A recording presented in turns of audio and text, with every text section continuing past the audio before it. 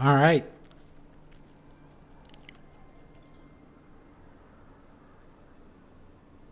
All right. I guess let's kick into gear. Um, Hi there. Hello, everybody. Welcome back to my stream. If indeed you did, you're going to return. Um, I don't know how to do these intros, especially because like there's literally zero people probably gonna show up. I don't know, maybe one or two. We'll see. This is going to be a long stream after all, so we might actually get some audience at some point. Either way, it's not important at this moment. Why was this always this prominent? Like this little. Can you see it where my cursor is pointing? Like this massive thing on top of like this chat option selector basically. Anyway, yeah, enjoy the bit of visual flair. It is helping me realize that I shouldn't put anything underneath the chat window in game. I should have something similar for my camera really placement. But it's neither here nor there. Hi, welcome back to our stream. We're doing Legendary Journey again. We're going to be doing it with this little midget, our main character again. Well, basically my main.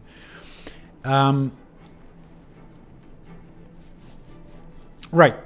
Again, as I said, as I'm saying, I suck at intros. But basically, like what we're doing today is a single collection. It is a single achievement. That's Hope 3 prototype. Now, a couple of things. So usually, Legendary Journey is about exploring maps and doing all the achievements in the map. However, every time we're hitting stage 3 and potentially stage 4 of every precursor collection, we really don't do that, and we just map hop a lot. So that's going to be a lot of map hopping today. Now I've got it planned out. Hopefully that plan works out. So we should be starting at 2 p.m. Central time. To go do a world boss. Then we've got an hour to do some other achievements, and then we're gonna progress, and we'll see where it takes us. So, but the first things first. Because we're waiting till 2, that's some 20 minutes. We are going to fill that time with something hopefully interesting. Okay, let's just switch out of this character for a second here. I just want to make some adjustments. That's to pull the fish from the shared inventory slots. Those might be useful eventually in our run here. So I want to make them clear. The inventory slots, I mean. The fish are not going to be useful at all, but we're gonna put it on a character that keeps exchanging them for valuable materials. The fish, I mean, again. So with that being out of the way, there are two things we can do now. First of all, was it two? I don't know. So yeah, okay, we're doing Hope 3 as a collection. Hopefully we're gonna knock it out of the park and finish it on this stream. If not, it's probably not a terrible thing. Oh yeah, the two things I wanted to do. First of all, introduce what we already gathered. So I did gather some materials outside of streaming hours. One of them pretty much incidental. The others by design, because I didn't want to stream me doing fractals. That's always sort of finicky. So here you can see we already collected Old Tom's new reactor, which is a reactor component found in the chest at the end of the uncategorized fractal. Then the aetherized capacitor, a reactor component looted from the chest at the end of the Captain Matron boss fractal. And last but not least, the Talmanova reactor fractal to collect the Talmanova anomaly spark. But we also collected infinitely spiral device. This one was by design as well, because it's found by looting the champion Infinity Coil Commander in Mount Maelstrom. This guy is not on a timer, and we've already streamed that event when we did the Predator collection. And I was really, really scared that, I mean, it is on a timer in a sense that when it's done, it's got like a 2-hour cooldown. So I was really scared. So you don't know when it's going to pop up. But if it popped up in the last, I don't know, let's say 10 minutes, you would genuinely have to wait on the map for like hour and 50 minutes. And I didn't want to risk that. So I parked a character there in the area. And on my second login, I got lucky and the event chain was going on. So we did collect that. And this one was pretty much accidental, because it's occasionally looted from veteran Czech lobbers in Tangled Depths, which is fine. I mean, we didn't have to probably stream that either. Let me read the description here. As the Hylic are masters of alchemy, so too are the Asura, the wizards of technomagical research. They understand the forces in play in their eternal alchemy and how to apply them to the greater world. Uncover their secrets in your work to attain Prototype, the next step in your legendary journey for attaining hope. Oh, and you may have noticed that we already crafted development as well, which is one of the weapons, one of the weapon stages, basically, to craft the legendary pistol, or the precursor to it. Anyhow, but yeah, you need this precursor through the collections because hope is a generation 2 weapon, legendary weapon.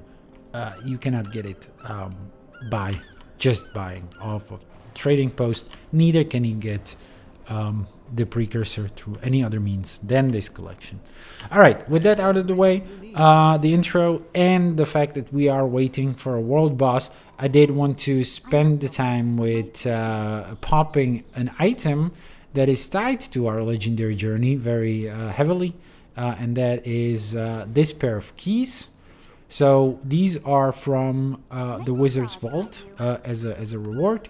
I already bought for this season, so that's season 7, right?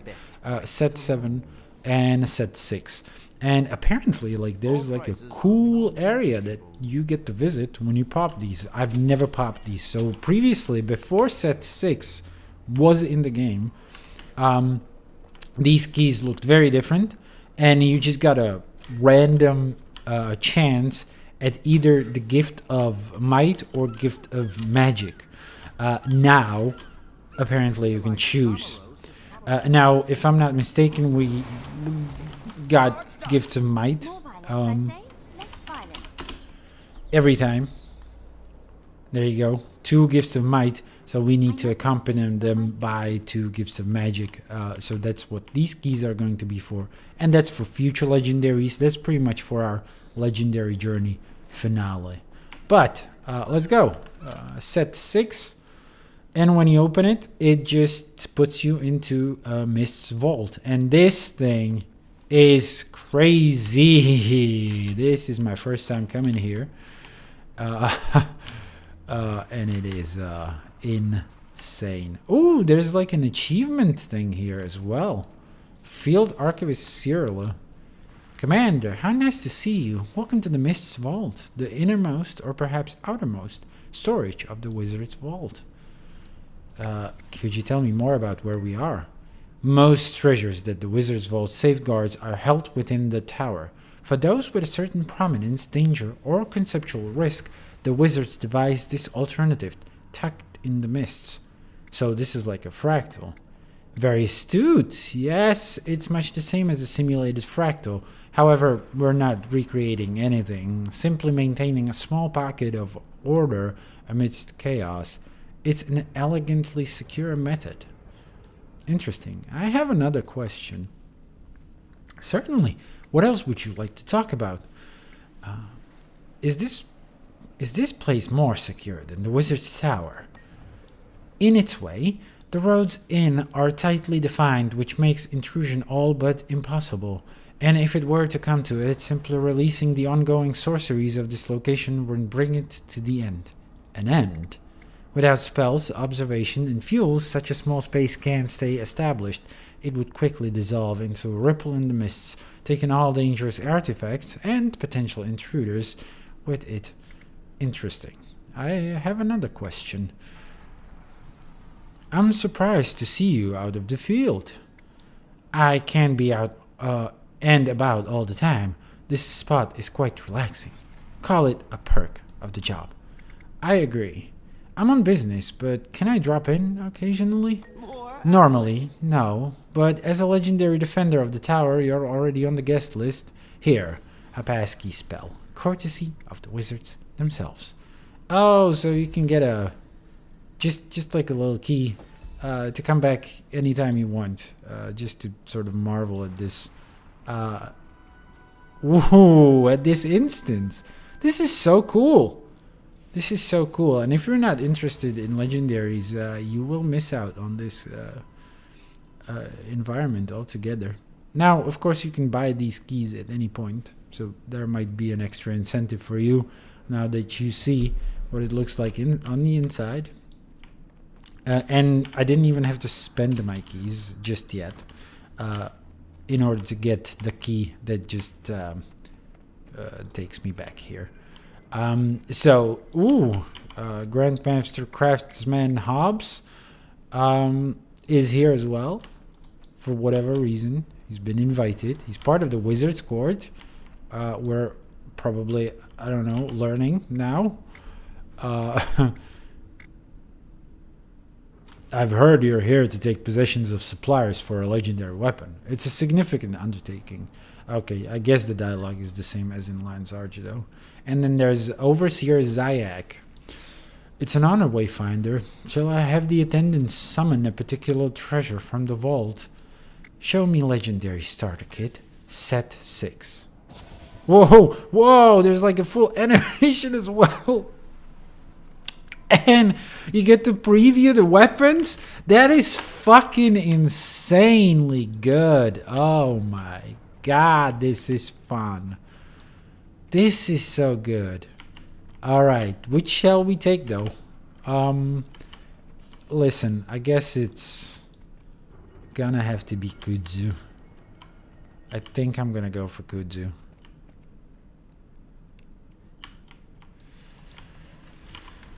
Anyway, what was the other one? The second one gives us either the Frenzy, the Minstrel, Kudzu, or Howler. So you get the Kudzu selection. I don't know. Maybe we should go for the Twilight instead.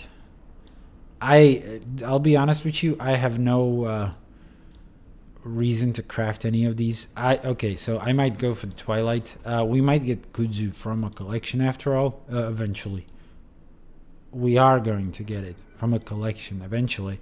So it might make more sense to take Twilight for the sort of highly sought after weapon. Again, I have no reasons to craft any of these anymore. Basically because my legendary journey is taking me on a road to craft different ones. But there you go. And once you open it, you get the Gift of Twilight. You get the Precursor Dusk. But more importantly, you get the legendary gift starter kit, where we are going to select Gift of Magic very solidly. Now we need to summon a different one then. Different box. And again, it showcases you what you can select.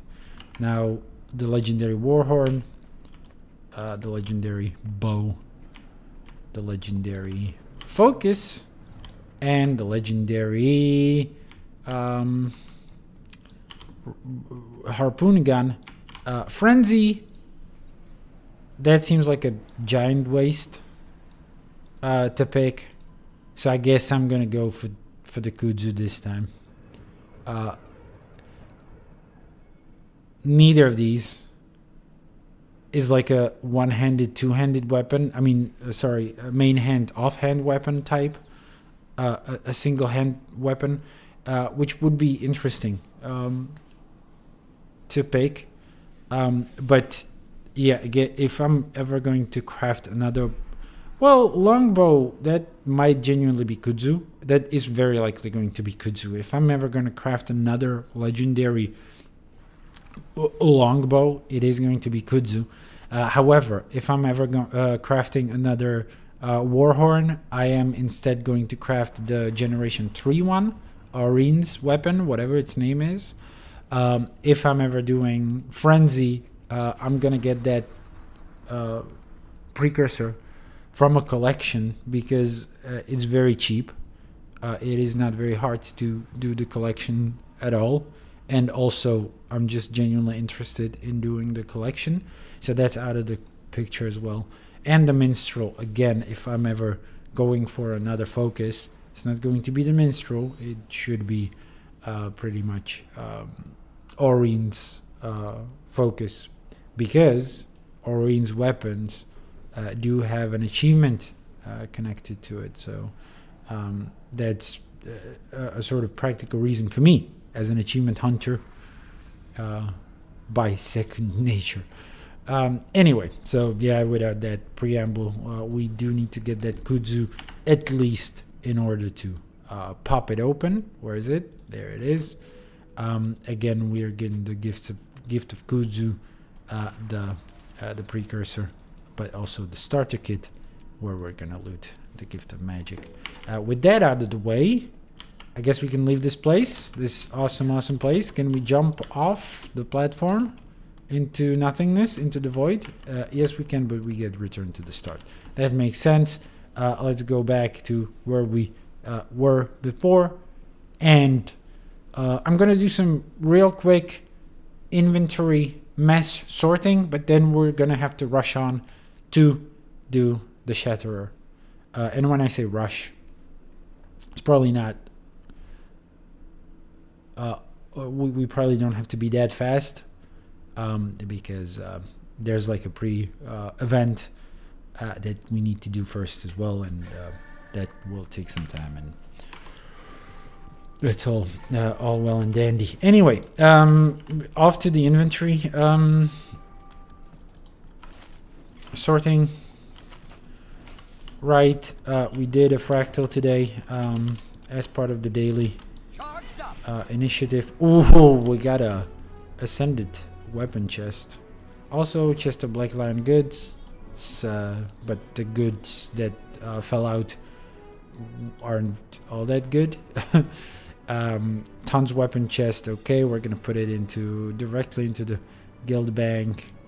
Sorry, not guild bank, just regular ass bank. Then let's see what else can we get rid of. These obviously we need to sort of store in here. I'm gonna put these alongside all the other stuff, although oof, man, these we probably don't need these anymore. I think we used these up last time, or are they for a different legendary weapon? Man, it is getting cramped in here. We probably don't need to keep these around. I think I'm gonna put them on a different character, to be honest. Let's put them here actually. So this is sort of my bank tab that is used for exchange. And yeah, a lot of these probably have only have a value as part of a collection. So probably could have thrown them away already. But never mind that. That majestic Lion's Arch music. Aren't you impressed? Ooh, we got a straight up infused... Shut the fuck up. Someone's drilling. That's amazing. Right when I'm streaming. Hopefully the mic doesn't pick it up too much. Although I have a fear that it might, right? If you're hearing some drilling, I apologize. Like, there's not a lot of drilling going on in this building, to be honest. It's quite rare. So it's just like really good, fortunate timing, I guess. Right when I'm streaming. Luckily, nobody watches me again. Like, sometimes that has its advantages.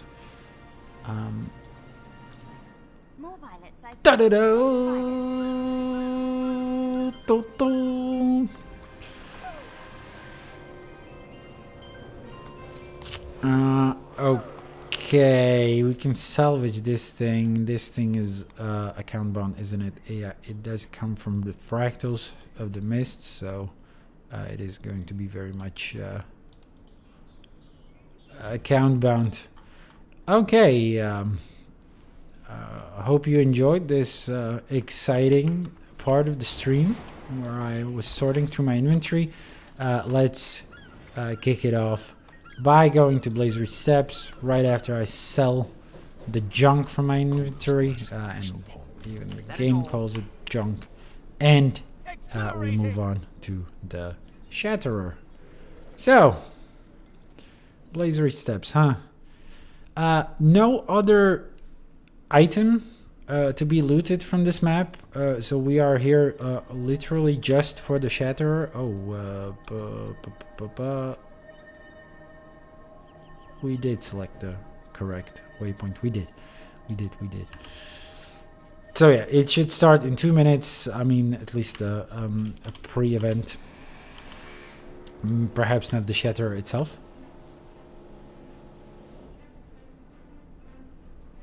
I genuinely can't tell if the microphone is picking it up based on the soundbar alone. Hopefully not too much.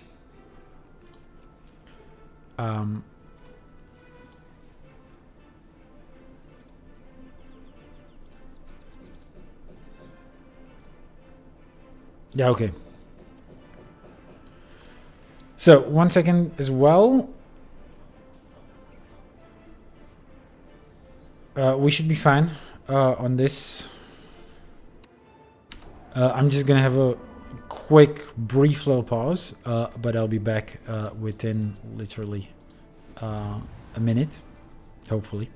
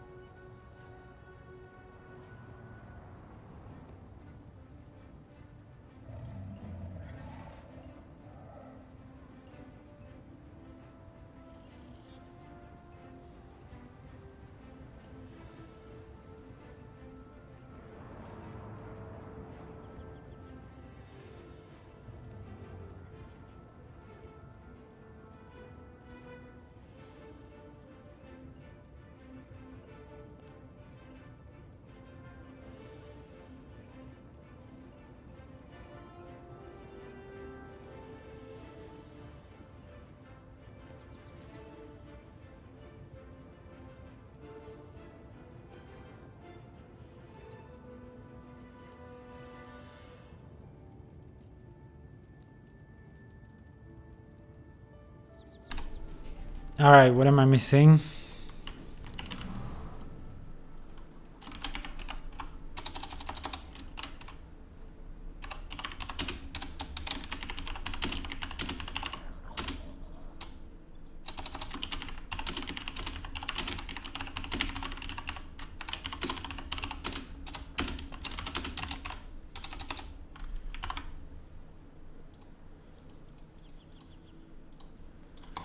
Alright.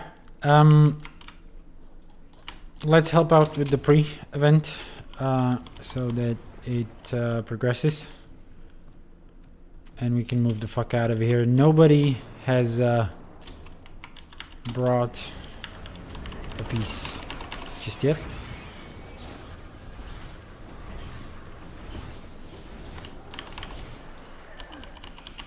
So we're collecting these siege pieces.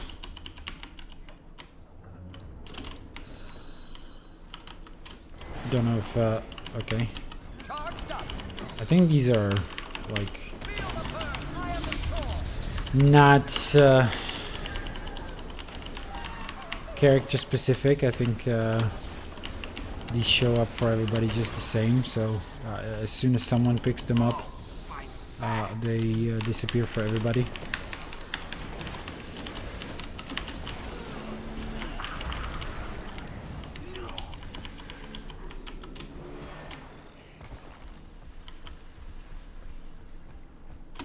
Yes, yes. Excuse the drilling. I'm not in a soundproof studio. We've got some pieces. Only 8. That's not enough. What about the other people, man? Are they gonna hand it in at whatever point?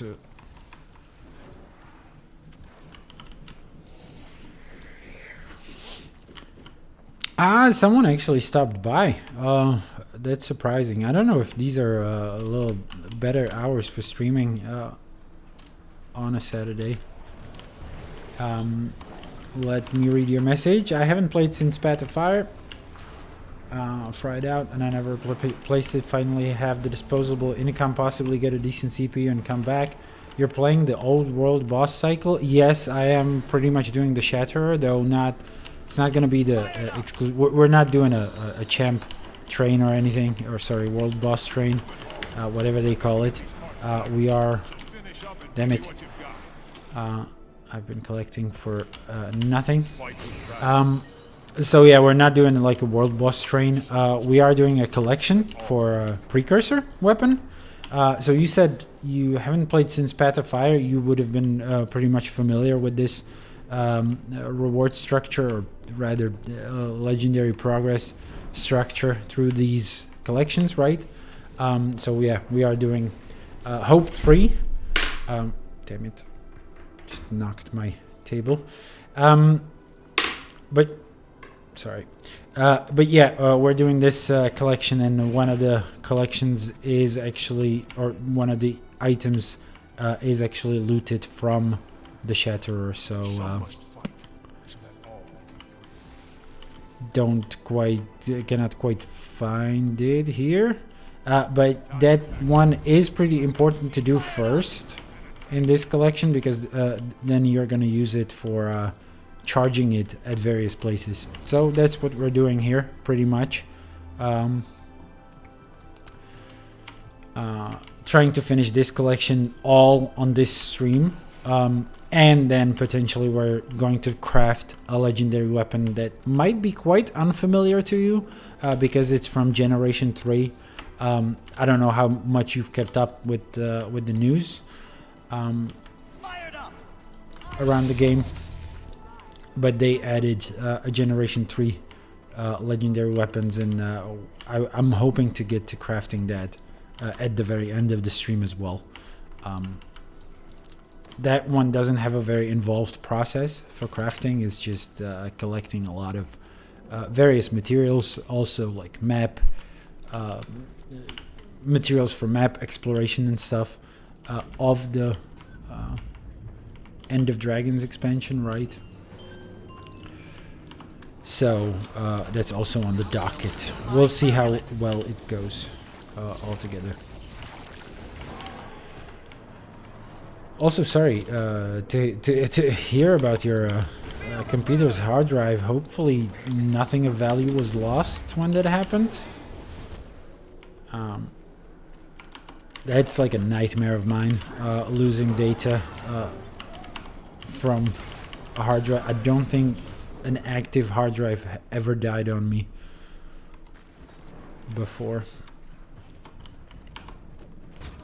And now we got the options to have everything cloud-based, so I'm kind of relying on that being my backup for everything that's important.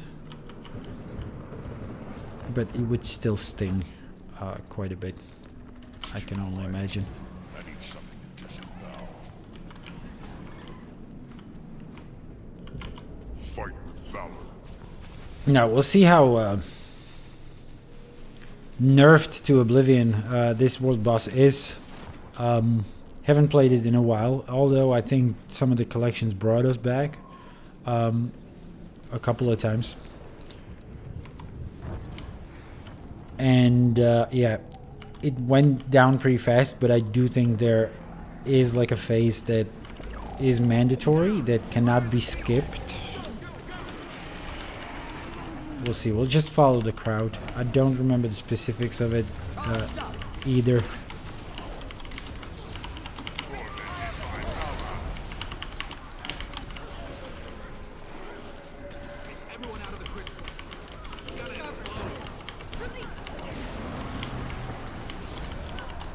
That sounds... so it was your main drive as well? That sounds horrible.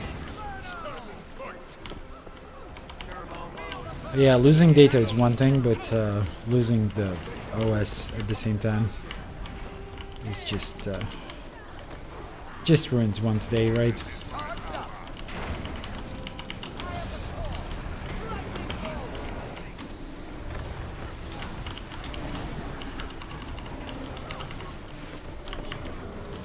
Oops, I don't know, if we broke the brake bar, would it not fly away? I mean, Chatterer. Oh, it's landing back down. There's no...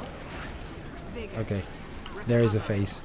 Yeah, see, there is a phase. I don't know if it's mandatory though. I think it genuinely can be skipped. I have no clue. Can we CC from the ground effectively, I mean? Probably not. Maybe we should take to the skies?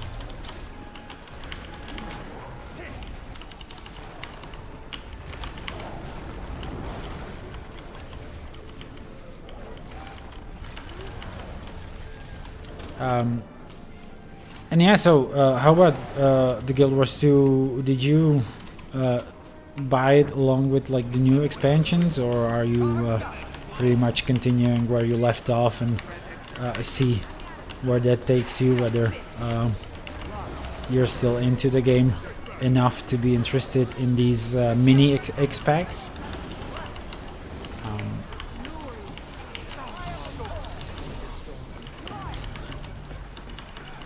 Because I'm having quite a blast with them, and I think they're like proportioned very well to how little game time I can actually devote to the game as a goddamn adult human being.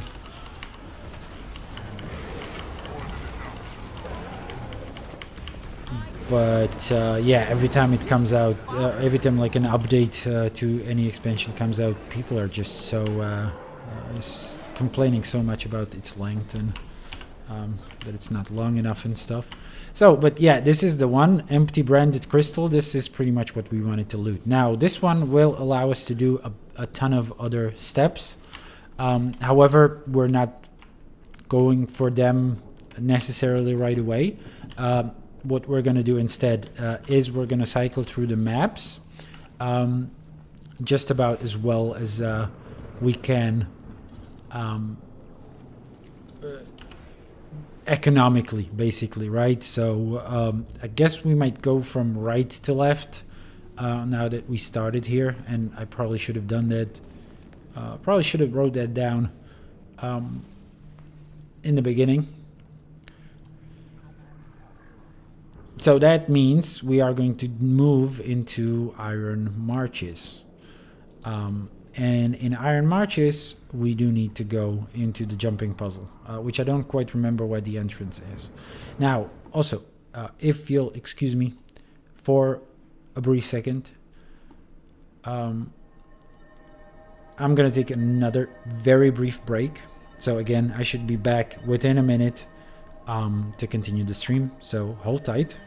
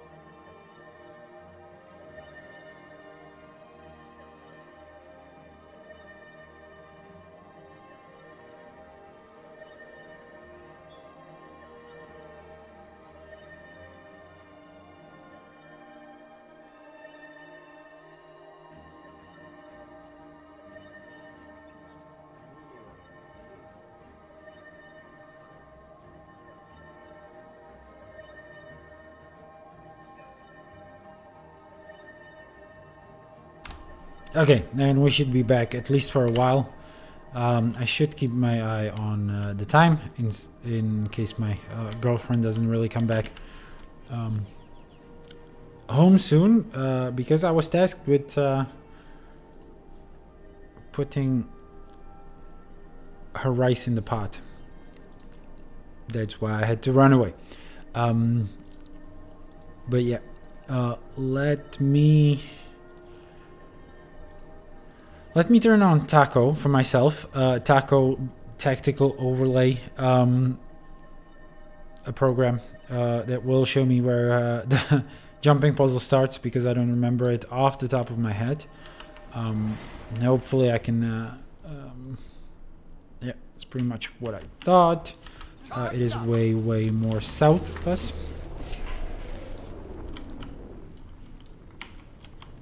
We're gonna use the beetle to get there.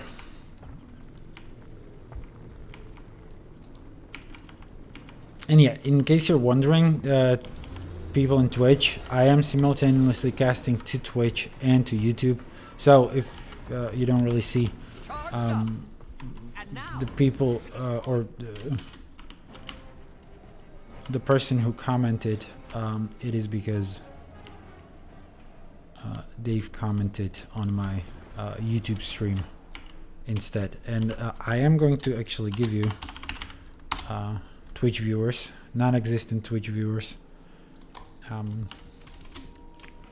link to my YouTube channel as well, if you want to watch there, or if you want to watch any of my previous streams. They should all pretty much be there as uploads, as VODs. So yeah, this one is interesting. We do need to bring the crystal here. I do believe the crystal. However, we do not need to do the jumping puzzle at all. We just need to get towards the end chest. Now, normally you would have to skip alongside these stones. We can forego that altogether, because we don't actually need to loot the chest. All we need to do is double click this empty branded crystal, which will not give us a new item, but instead it will give us a charge, a chaos crystal charge, used near, yeah, whatever. So didn't have to do that. Didn't have to do the jumping puzzle. All right, from here we will move into Timberline Falls, and in Timberline Falls we are going to actually visit an old acquaintance of ours, that is once again Atlali the frog. What are they called? Hylek, the Hylek person, too. Have guided us through the start of this collection chain. You have learned the basics of our alchemy. Now it's up to you to follow the path laid before you. Show me your wares, and we do need to buy this recipe for the alkaline solution, which we should also craft on the stream at some point. I'll be on my way.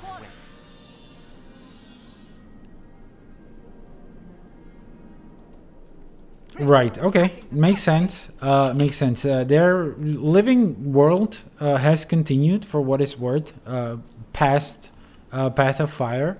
I think actually, I don't know how much of Path of Fire's living world you've played, but I think like these seasons around Sandswept Isles, Domain of Istan, Jahai Bluffs, all of this stuff is like some of the best content that ArenaNet has put out, hands down. If you're wondering whether you should get that living world, that season 4, I believe it is, it's absolutely worth it. It's crammed, packed with like such fun stuff.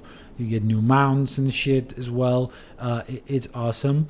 Beyond that, then when they released like the Ice Brood Saga, that one is some of the shittiest content, I would say, that they've ever put out, especially like the tail end of it. But it's got some interesting maps. And then, yeah, End of Dragons obviously being like a larger expansion. I think it has its flaws, but ultimately I think it's one of the last hurrahs that this... Oh my god, stop spamming that, you dumb NPC. And yeah, as I say, I'm having fun with a lot of those mini X packs. I would call them mini X packs, just like half-size X packs, I guess. As well, they're very fun too. Okay, sabotage weapon parts at a hard vendor in Mount Maelstrom. So we are going to move into Mount Maelstrom. Just dip our toe. We are going to be coming back for a world boss here as well, eventually. But not immediately. But yeah, let me just check what we need here. It's Cubular Fells, which I'm pretty sure, yep, that's this jumping puzzle. So we actually need to do a JP here for something. I don't remember the collection by heart. And then we need to just visit a heart vendor. We've already done the heart. This is my main account after all. So we're gonna get dismounted. Great idea to do it on Elementalist, of course. But yeah. Now, if I'm gonna make this seem effortless, it's not by my doing. Guess we're gonna have to respect the timing here. This was quite unfortunate. Let's go. Let's go. Let's go. Yeah, what is this? Oh yeah, this teleports us around.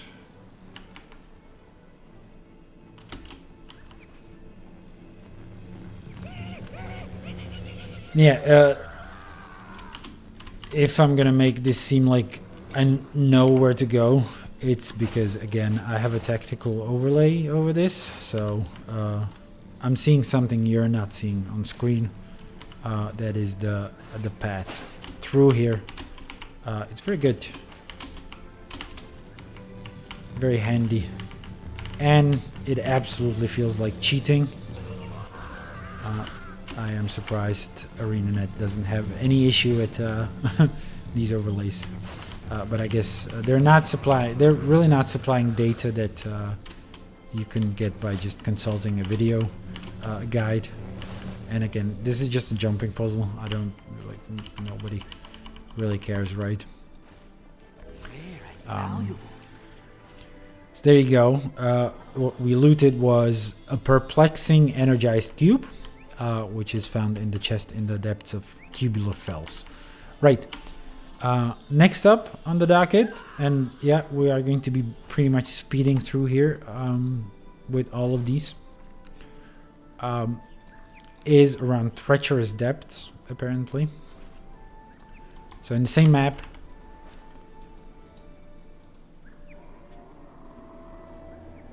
we are supposed to visit a heart vendor. I'm guessing it's this guy. Not quite sure. Might be this guy. Either or, we're gonna find out.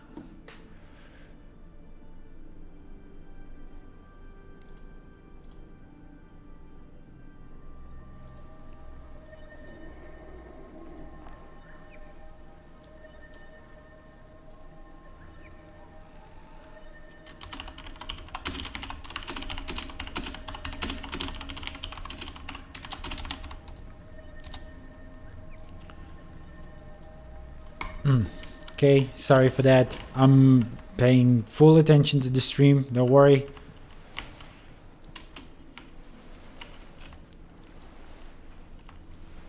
Let's see which one of these hard vendors actually offers the item. They are very easy to spot. It's not this guy, definitely. They are typically very easy to spot because they're the odd one out, right? Let's see what other hard vendors there are. And I hope I wrote it down correctly that it is indeed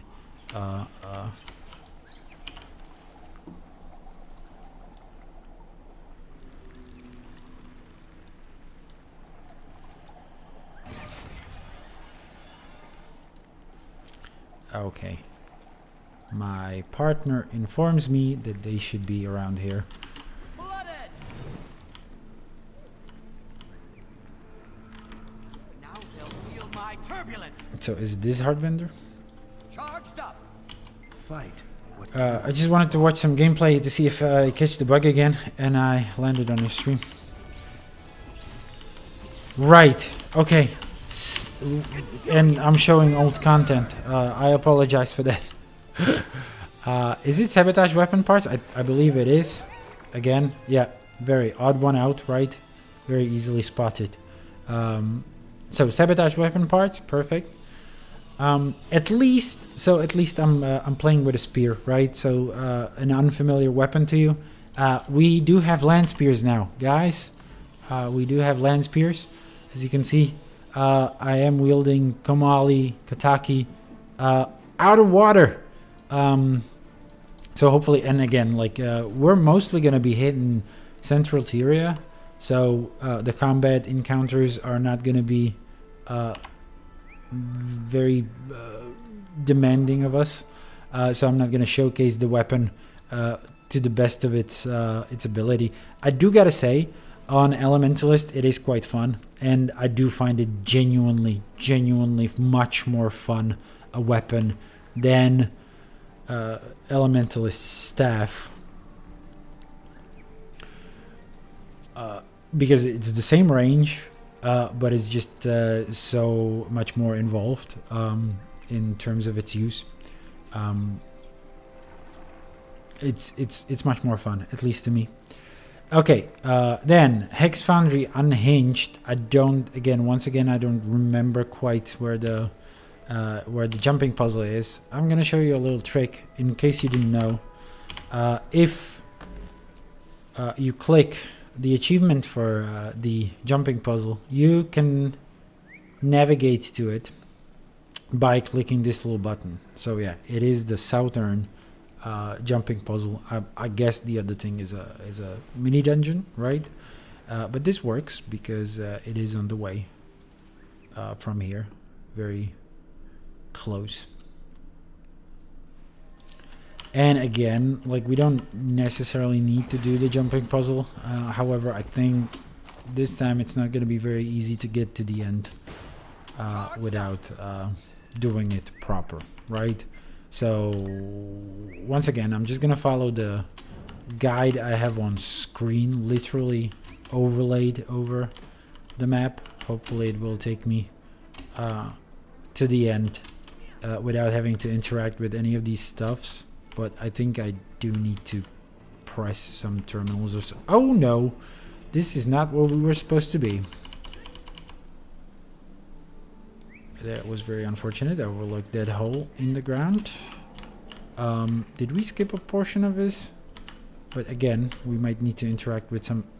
Damn! We might need to interact with some parts of this. Okay, let's find our way back up.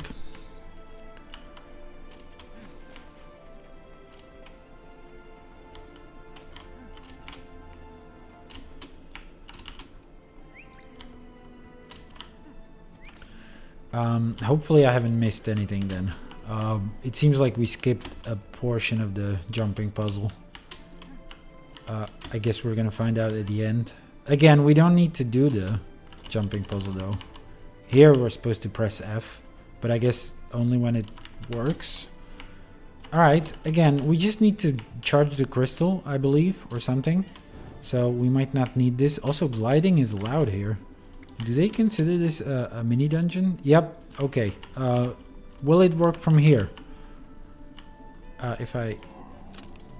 No, we need to be pretty close to it. Alright. Seems like we're gonna interact... We're gonna have to interact with a couple of these panels. I'm just gonna check the collection to see what they say about that. Hex Foundry... Yeah, Hex Foundry Crystal Charge. Okay. So it is pretty much the crystal that we need to charge for this collection. However, in order to get to the end chest, we will have to... Let me start from the waypoint again, actually.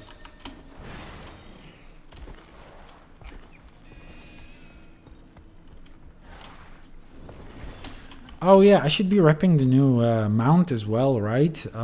Just to show it off.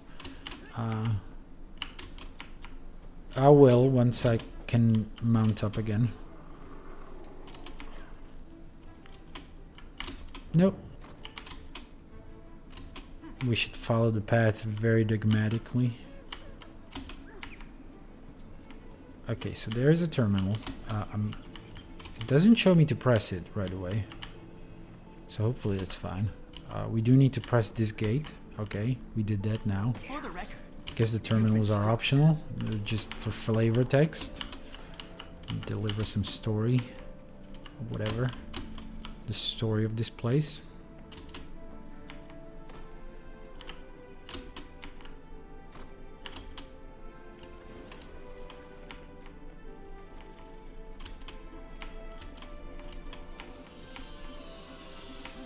Every time the drilling just startles me.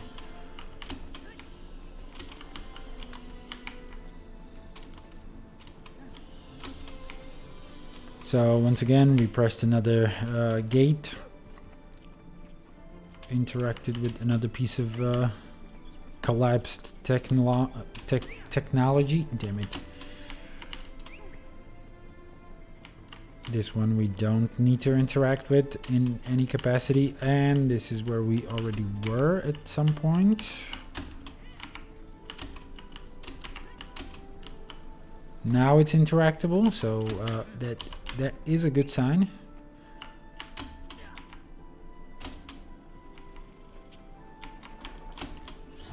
Nope. Jesus Christ, goddamn nearly didn't make it. Oh, and it's open.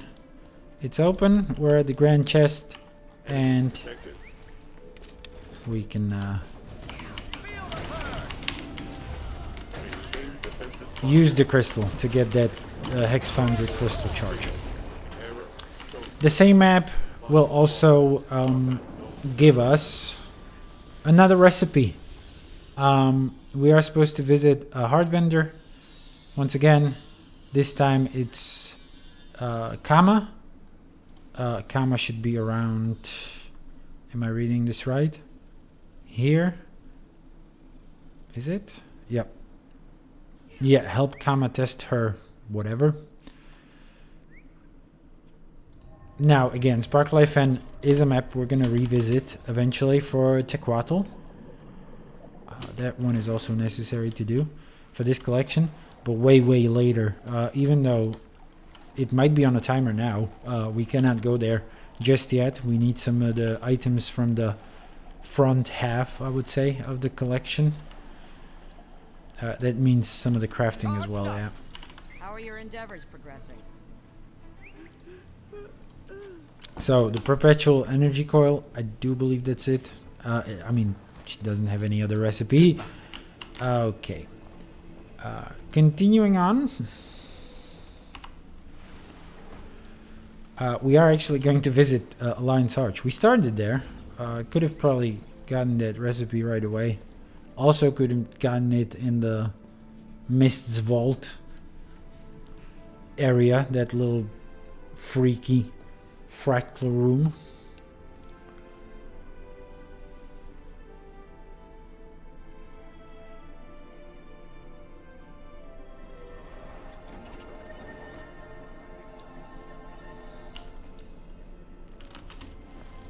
But doesn't matter. It's on the way, more or less, now. Show me your wares. We are going to need a very mundane item from here, and that is the Hope Volume 3 book. Yeah, it's just necessary. I don't know why this thing is here. Like, you never learn anything from this. Any such thing. It's just like a spirit chart gate, I guess. Genuinely, I can't quite figure out what the purpose of this item is. But we've got it now. Now we are going to dry top, believe it or not. Our globetrotting adventure is flinging us right across the map. Now, if I'm not mistaken, we need to loot an enemy that's on a timer and it only spawns during the sandstorm. We're gonna see, I guess. And then we're gonna... Oh, no, hold on. It was in the cave here, wasn't it? It was supposedly in the cave here. Yeah, so we don't need to wait for anything. We just go to where the inquest are. Unfortunately, the inquest do have their lab shut. I don't know if I can get in at this point. There's no alternate route in there, is there? Okay, I guess let's visit Omad's machine. There should be a waypoint around Omad's machine, shouldn't it? This is a restoration refuge. That's not what we need. Then the Vine Bridge. And repair station. Oh, there might not be a waypoint here. Never mind. I vaguely remember how to get there. It's been so long.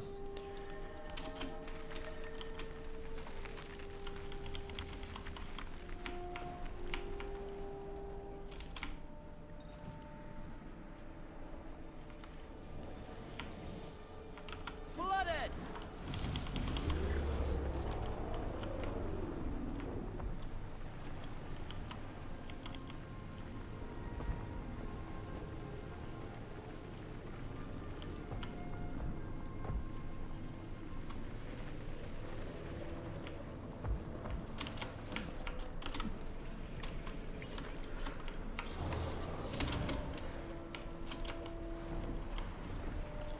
And yeah, right next to Omad's machine. I'm guessing it's again interacting with the empty branded crystal. Yep, for a charge of Omad's crystal charge. How original. Anyway, I guess we're gonna have to wait for the gate to open. I don't know if we want to wait in this map or if we want to move on to a different part of the collection. There's some movement. It's open now. Okay, very nice. We've got some 10 minutes, I guess, to do this. Now, if I remember correctly, reading up on the wiki, there should be like a console up in these mines that we should interact with. Now, I don't quite remember where it should be located as well. There is an invisible wall preventing us from going over there. I don't know if we can open it by killing a couple of these pods. Let me quickly check the wiki.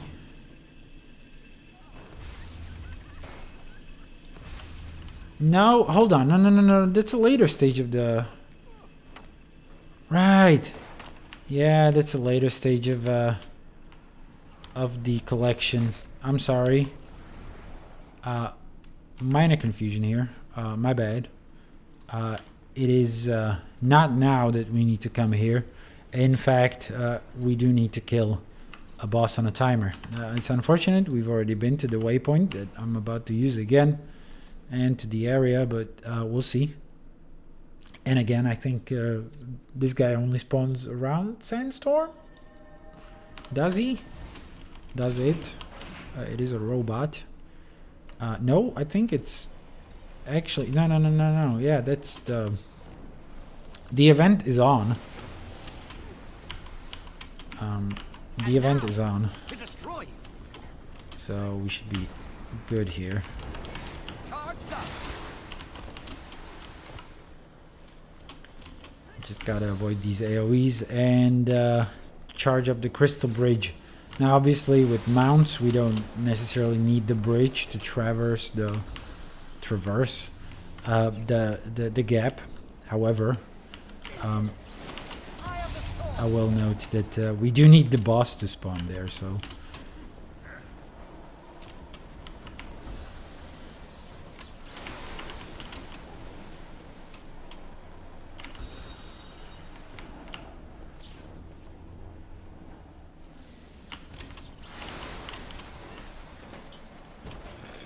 And that's tied to the bridge, I'm guessing. Okay, so, and also, my girlfriend is kind of making me nervous because she's not back like she promised she will be.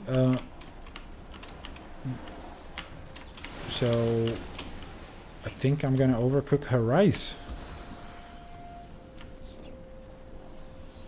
And I can't really walk away from the game at this point. But I feel like that's on her, not me. Should I be the responsible person in the room and abandon the game to save her rice?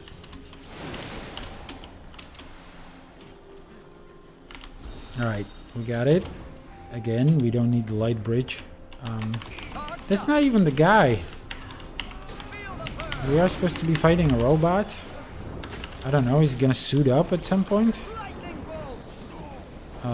I'm at am I at the wrong spot? I think I might be at the wrong spot. Experimental aspect suit is a power suit by the Inquest in the Inquest base. Yeah, we are in a different spot. I vaguely remember the robot being here, but I mean the golem, sorry. They're golems, right? Yep. Well, now that we discovered we're at the wrong event anyway, I guess I can go fetch the rice. It's 1 sec.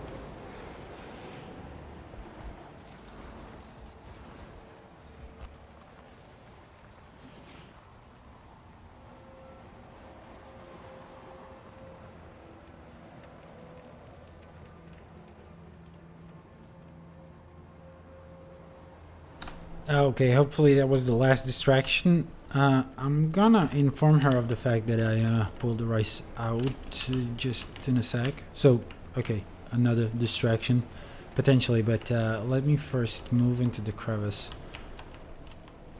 Into the Inquest lab. Now, this is supposedly a group event.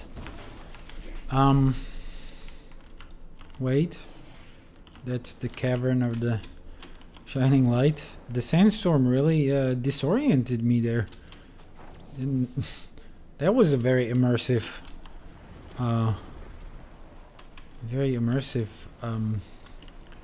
moment there. I'll be honest with you.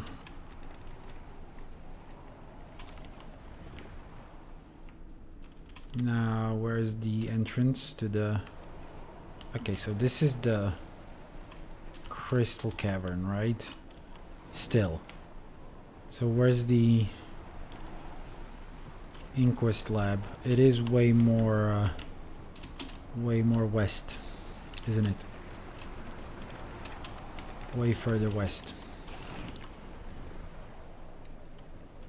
This looks like the spot. There are some inquests. Yep. So I don't know what timer this guy is on. The experimental suit, whether it can spawn during the sandstorm. If we're not gonna find him here, we're gonna consult the wiki. And eventually probably move on. Because the next world boss is starting in about 15 minutes. I mean, 15 minutes is a lot of time, isn't it? Let me check the wiki then.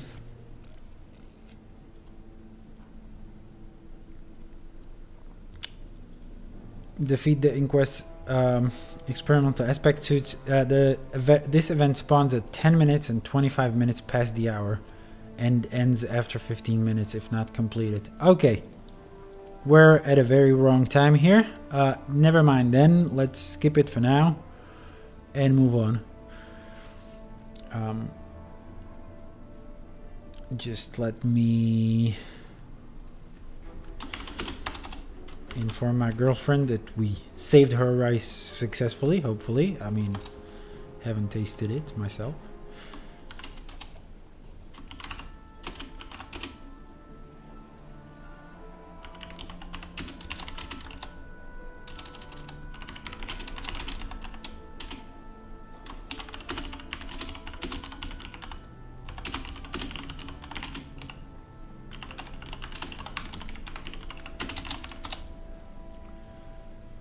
All right, and let's get back to streaming.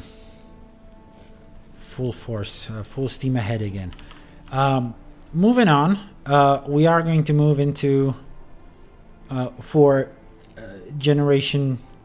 Well, it is a generation 2 weapon, but for these collections, quite a typical thing. That is a tangled. I'm sorry, not a tangled depths, but a Heart of Maguma map. We are going into Tangled Depths, and we are going to do some adventures here and stuff. So there are a couple of these.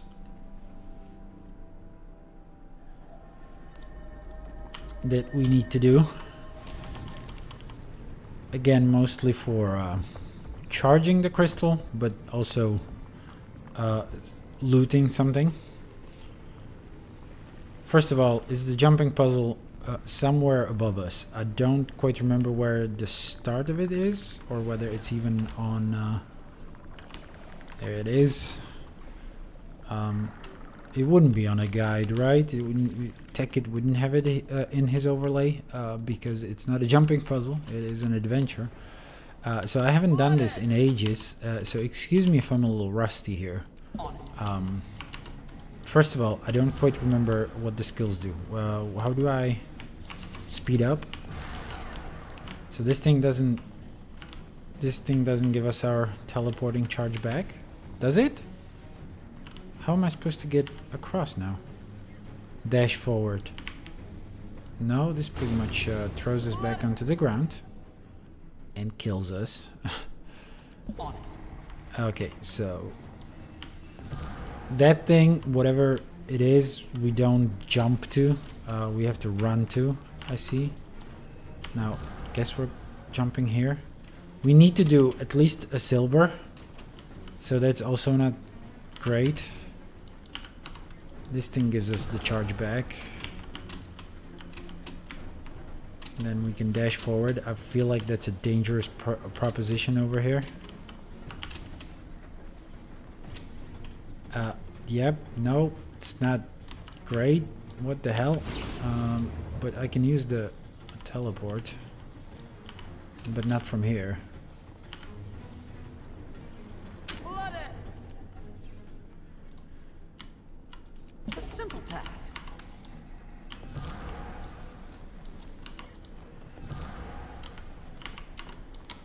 Did we?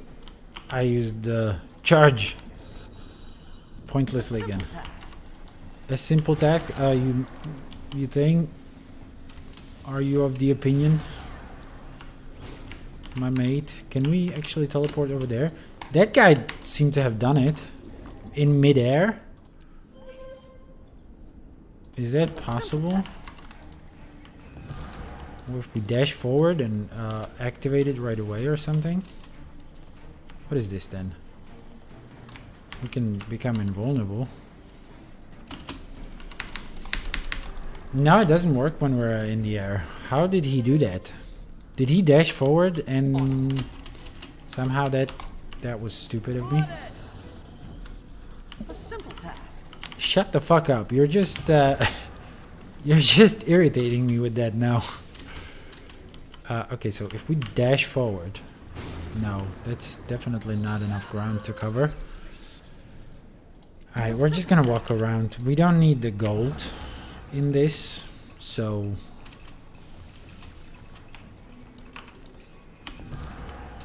we're just gonna go through here. However, this seems unnecessarily slow and unwieldy, and okay, but you can get the charge from over here and then do this, and this didn't work.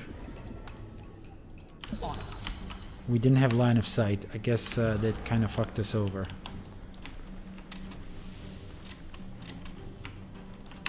Let's see if it's better if we yep, I forgot. We're supposed to take the high road here. If we creep up to the very edge, this should work, right? Yep. It's a projectile, I see. Haven't noticed that before. But now what? Oh yeah. There was this path. We could have dashed here. Responsibly. Then we can blink here. This is the next checkpoint, isn't it? It is very much so. Now, oh, we can blink here. I don't know if that's a good idea.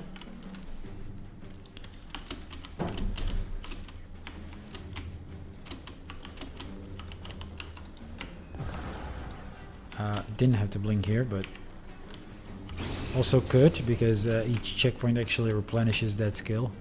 And now we should be able to blink here relatively effectively, right? And that's the end. And it gets us the silver chest, which is all we need, really, as you can see, for the ley line crystal charge. But also, if I remember it correctly, and if I have it written down correctly, oh, we need to go back to the start for that one. Okay, but we can also charge the crystal there, so we get the charge. What did we get? Spark, or we get the spark and the charge, or how does this work? Did we overshoot the start? No, it's here. So that's a ley line crystal charge, but also we get the energized branded crystal.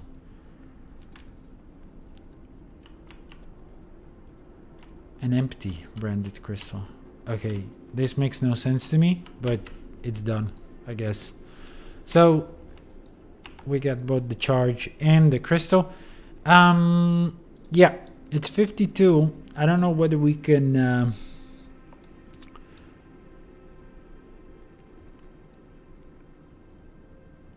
do anything else here, namely the adventure. So there is an adventure and something to loot in Auric Basin.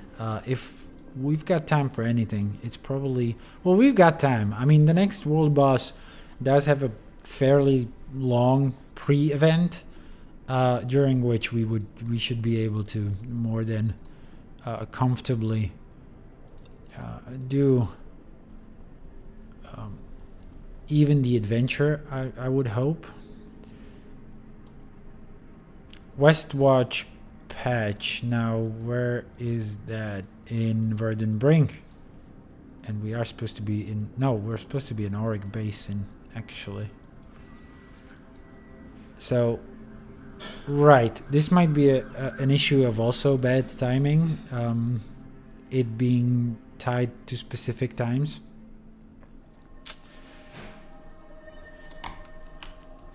But there is supposed to be like a champ fight that we need to participate in. Let me quickly brush up on what is required of us. I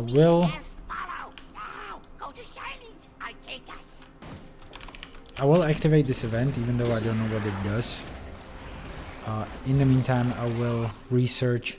So that's defeat Aurene the Golden Ooze to free Sage Escher. Hold on, Sage Escher? I've seen that name somewhere in the map. Isn't it south of us? Nope.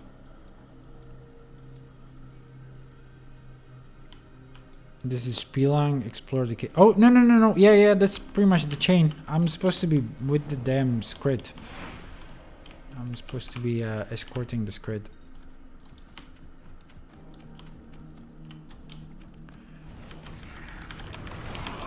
Okay, so this is Heart of Thorns. Hopefully we're gonna showcase the combat a little bit here at least.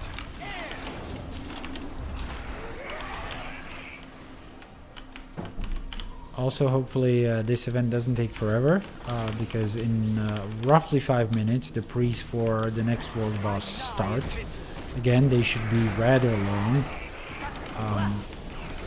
Should give us enough time to get to the map and do it anyway. Dig here, yes. Good place. What we'll find? What? I don't know. Keep looking fast, please.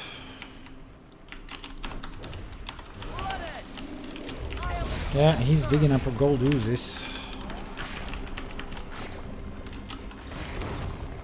Okay, just to perhaps explain the principle of this weapon.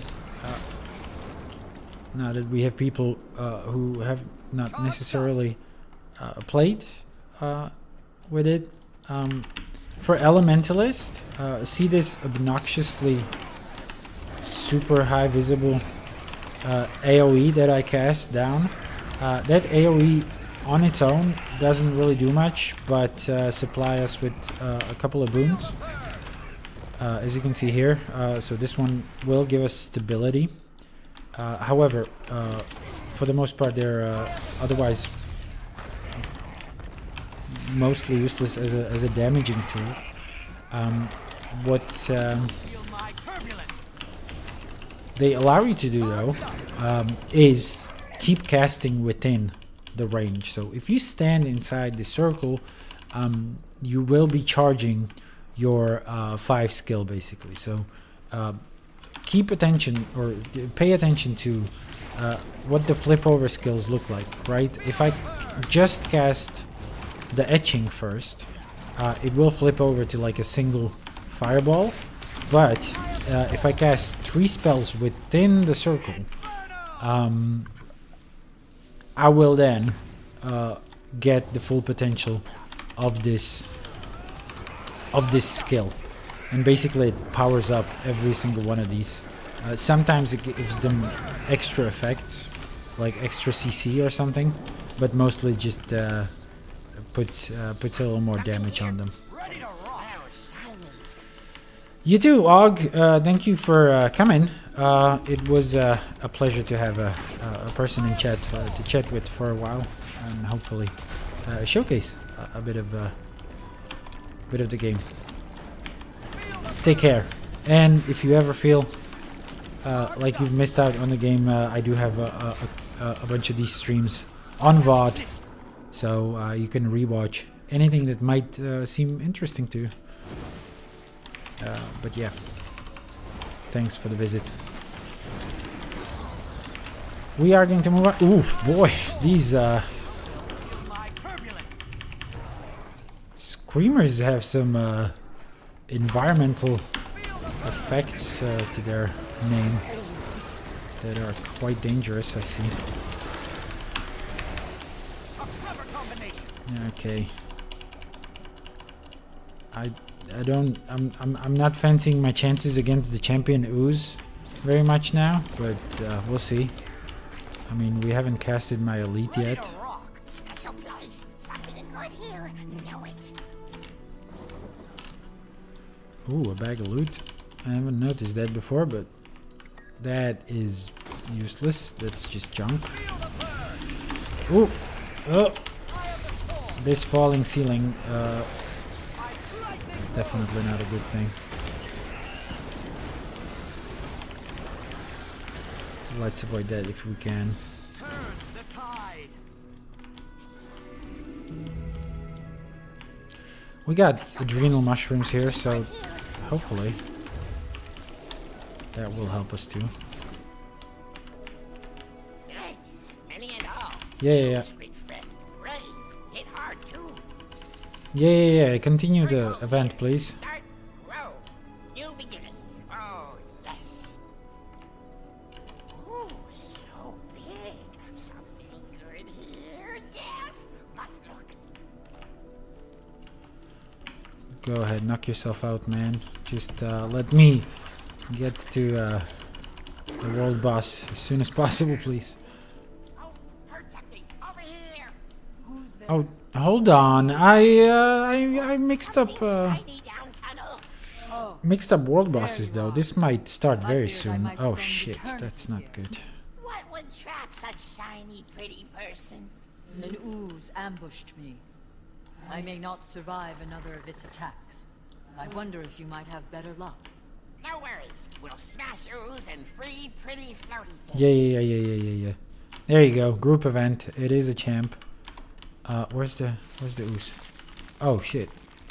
Something shiny That was down cool. tunnel.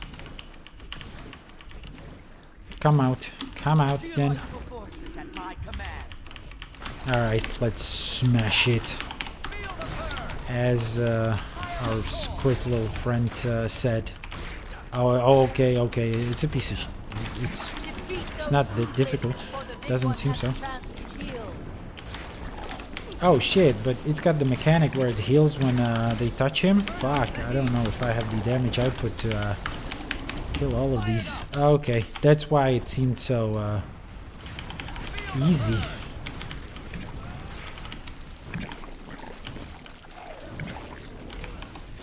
There are elites as well. Okay, I cannot do this alone.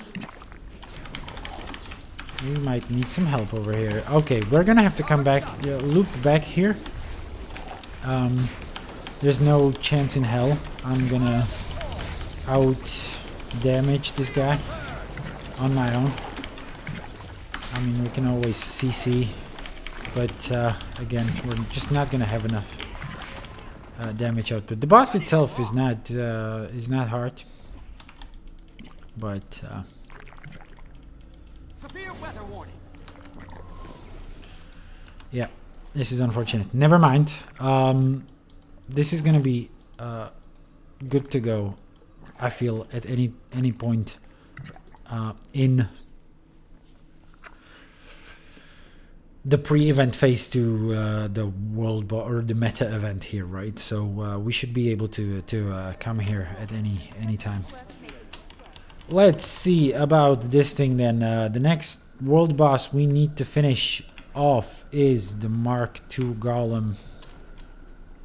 Is it Mark II? I believe it is.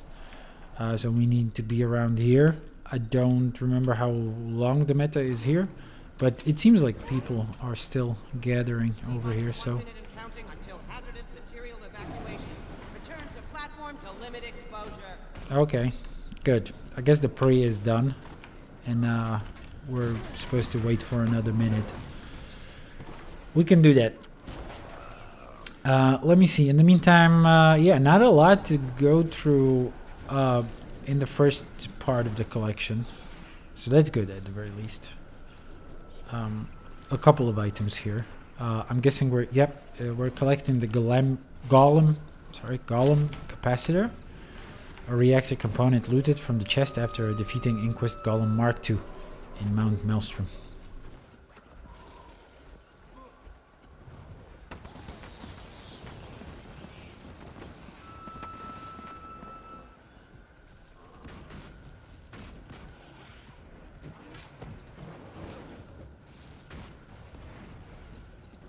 Beginning evacuation protocols. System is warming up.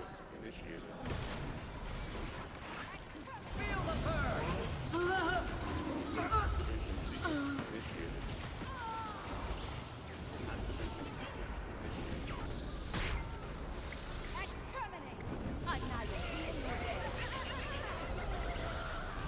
Activation sequence. Accelerating!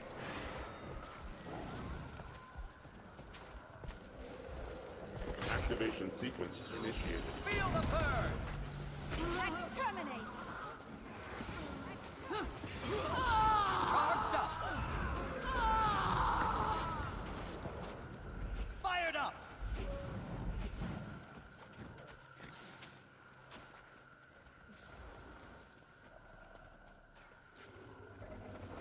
System link experiencing critical failure.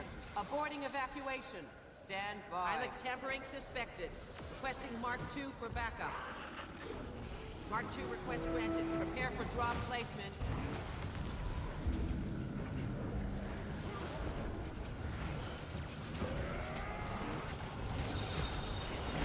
Feel eye of the storm! Suffer! I'm nigh invincible!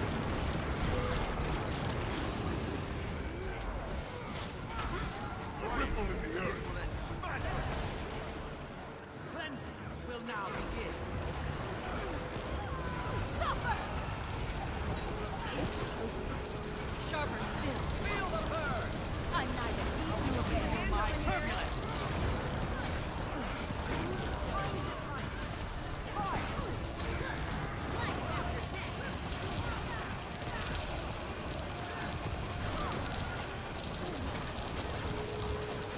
Quickly now.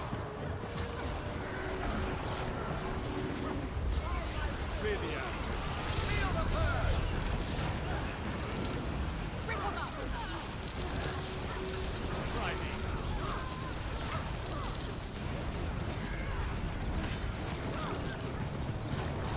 That was breath!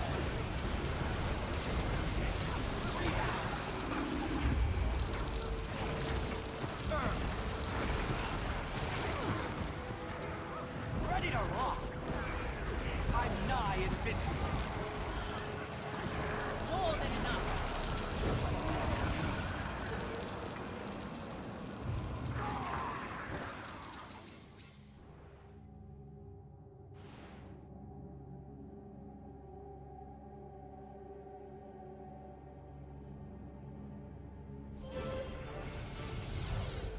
Feel the burn!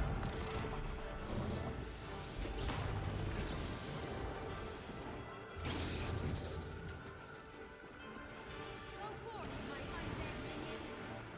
It's over.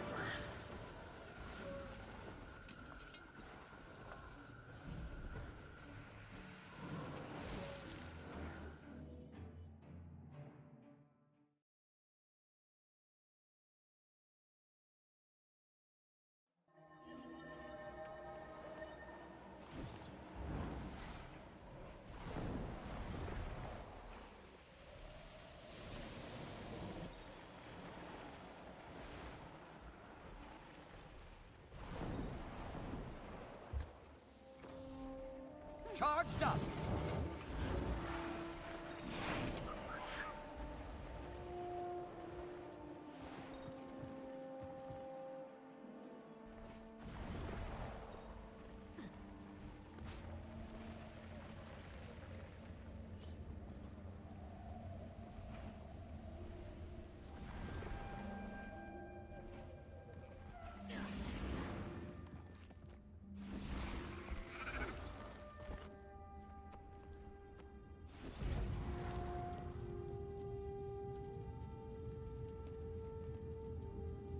Oh, how long have I had the microphone off? Very long. Okay, I'm just gonna take a very brief pause. We are waiting for the golem at 10 anyway, so instead of like entertaining you with whatever boring story I can come up with, I'm just gonna very quickly run off again, say hello to my girlfriend properly, and I'll be right back to give you the content that you hopefully have tuned in for. 1 sec.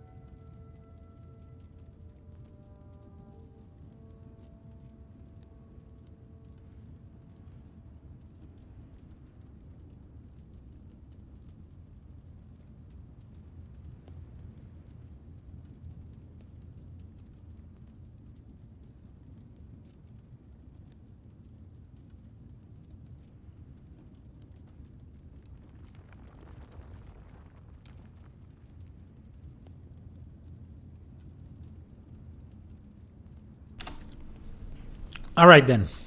Charged up. Let's see. Where's the fucking suit of armor then?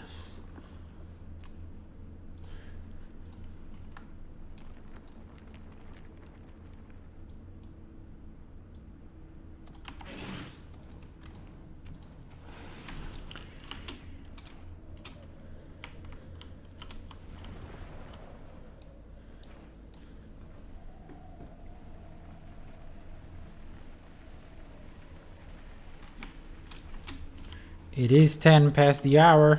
It should be around. There it is. My mission begins now. I shall rain destruction upon my enemies.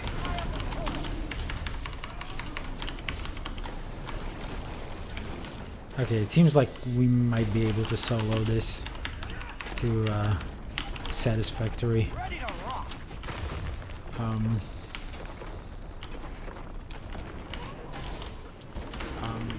degree, but also we're not alone here.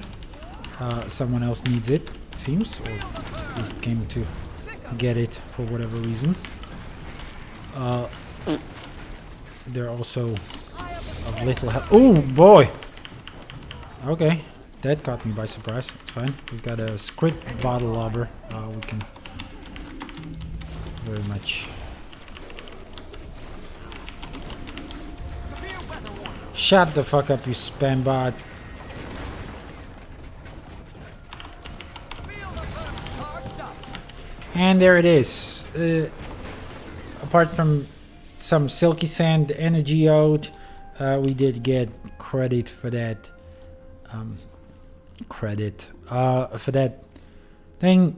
I'm guessing that's which one? Oh yeah, that's aspect element reactor.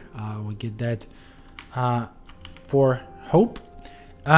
With that, I guess we're gonna move back into Auric Basin and see how the event is going over there. Is this the right waypoint? Did I get it correctly?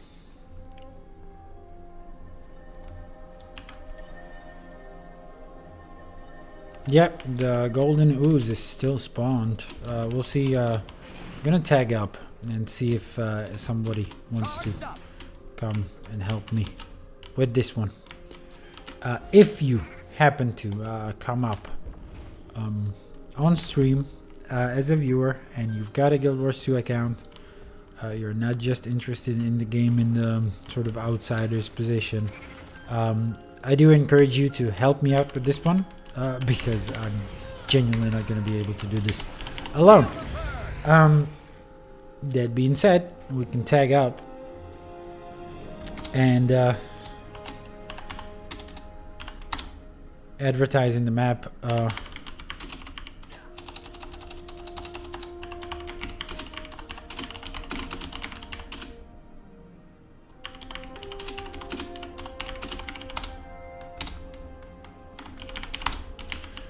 Alright, map is aware. There doesn't seem to be any timer here, so we can go in.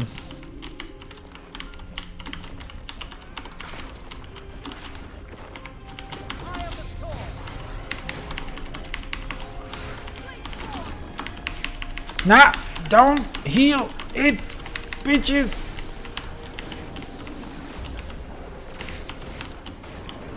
Ow.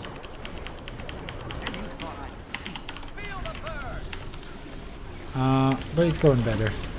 Much better with the people around here. Defeat those goblins before the big one has a chance to flood it.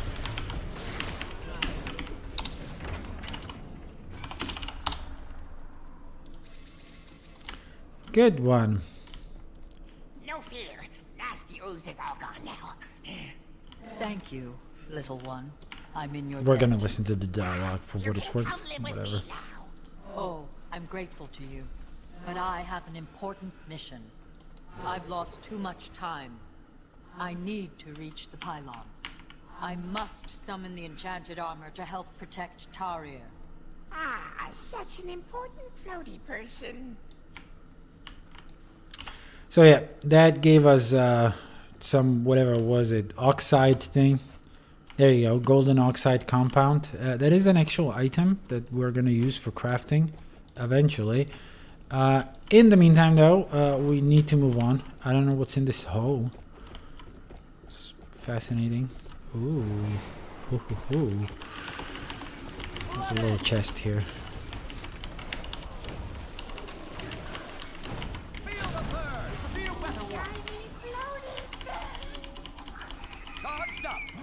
Another enchanted army has been summoned to defend Kari. Very nice. Okay, and we helped with the pre-events.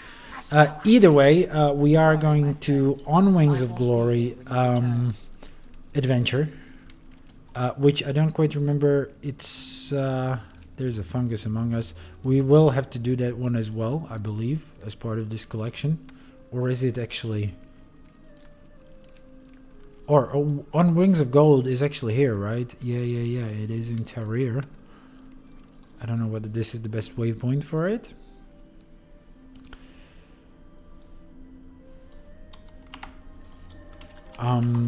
It's very low.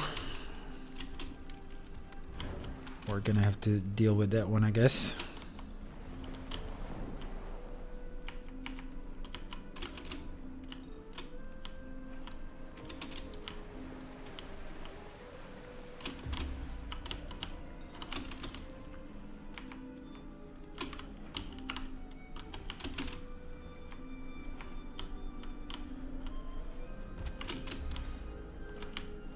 Now, the tactical overlay, the overlay program I have and I use is nice in that I can see pathways to jumping puzzles. Occasionally it blocks my map though quite a bit.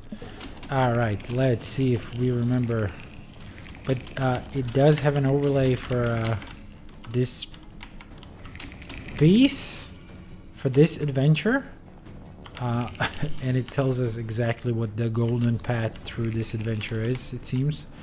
What's the most effective way, at least according to Tekit.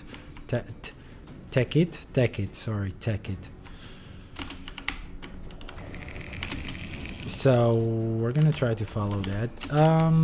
We missed that one. I hope that's not a deal breaker. Do we have to collect all of them actually, or is that tiered?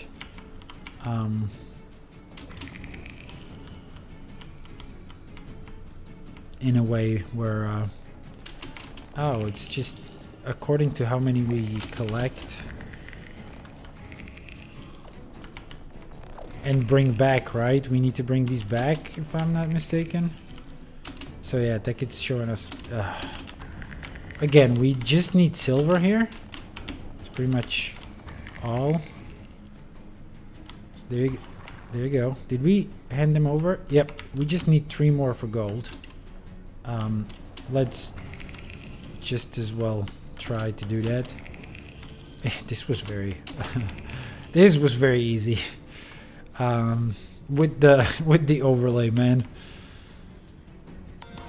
That felt like definite cheating. Okay, but we got the gold chest then.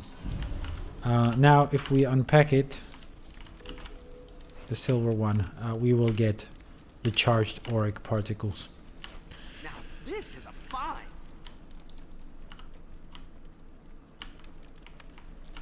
Which are necessary crafting component. Again, it is an actual item we get for our inventory. That pretty much completes the first part. In terms of things we can get from the environment, all but a world boss. So what we're gonna do now, I'm gonna step into the guild hall. Incidentally also in Heart of Thorns, and I'm gonna drop off a bunch of these materials for a different character to craft. That character being our huntsman, right? So this is just a trophy. We don't need this for crafting anything, I feel. The rest of it is absolutely going to be a material for crafting. So this little thing. I guess we don't need this one, so I'm just gonna keep it around. Maybe it doesn't list it as a crafting material, so hopefully we don't need any of this. What else is there? And then there is these items.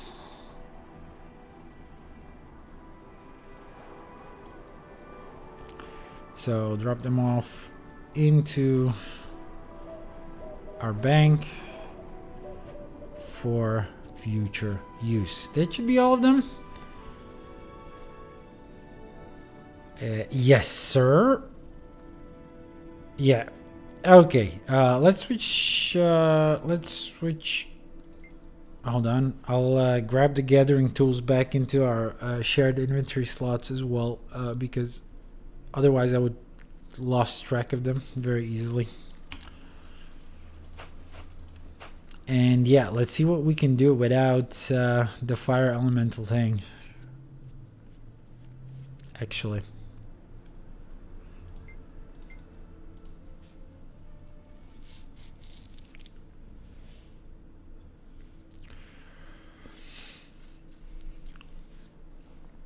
So,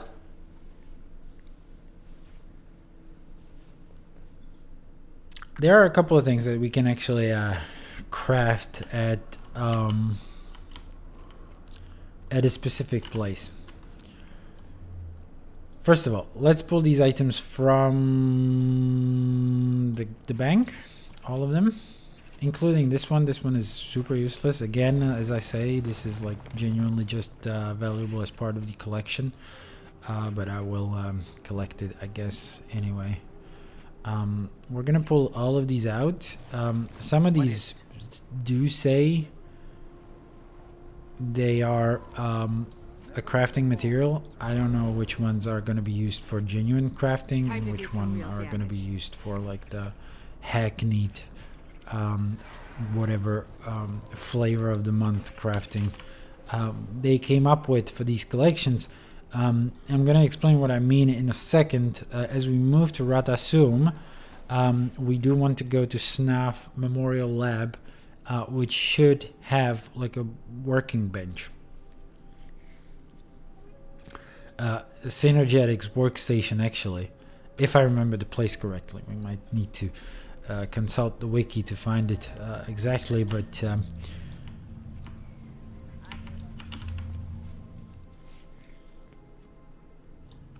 come in here.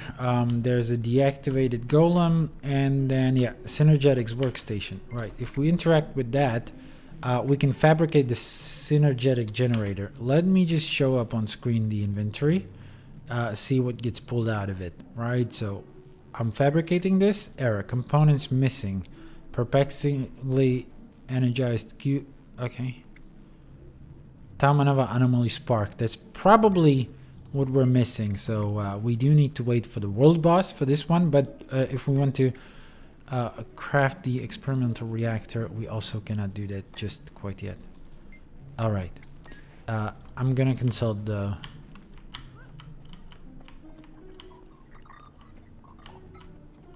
so that's this thing, experimental reactor. Now, damaged reactor housing, that's the one from the world boss, right? Then perpetual energy coil, recipe offered for purchase by Kamna after successfully helping her test her experimental weapon at the United Arcanist Lab in Sparklight Fan. So we've bought this recipe. So what we need to actually craft is perpetual energy coil and the alkaline solution. These two things, right? Yeah.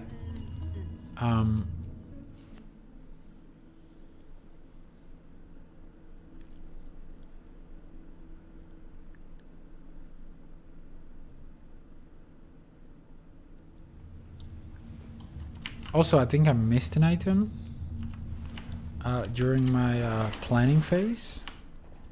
Seems like that might be the thing. Anyway, let's do this huntsman thing then first.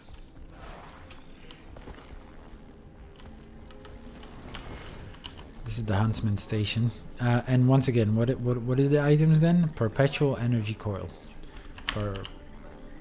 Perpetual energy coil. Oh yeah, we cannot craft that just yet. And then the alkaline solution. Alkaline solution. For which we need Nuhawk saliva. That is the thing I missed. Somehow I haven't written that down. So that's in Verdant Brink. We need to move our asses to our Verdant Brink, man. We're gonna do that with our trusty Asura. Conjurer Rock. I don't even know how to pronounce his own name. My own made-up name. But yeah, we need to get up to Verdant Brink to a spittoon. Where's the spittoon then?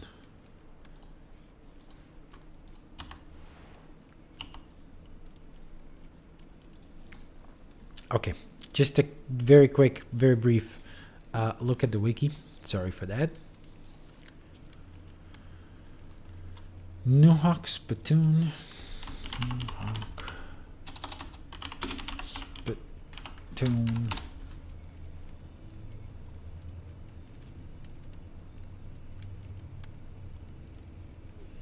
It is in Stone Twist Paths. So around, if I'm not mistaken, Stone Twist Paths are... Nope, I don't remember.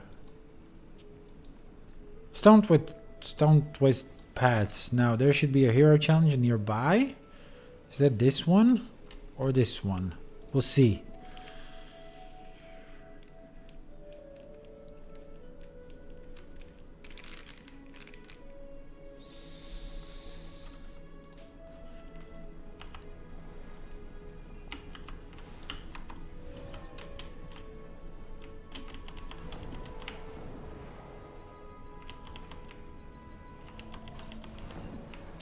I mean, it should be very easy to check on the wiki as well, but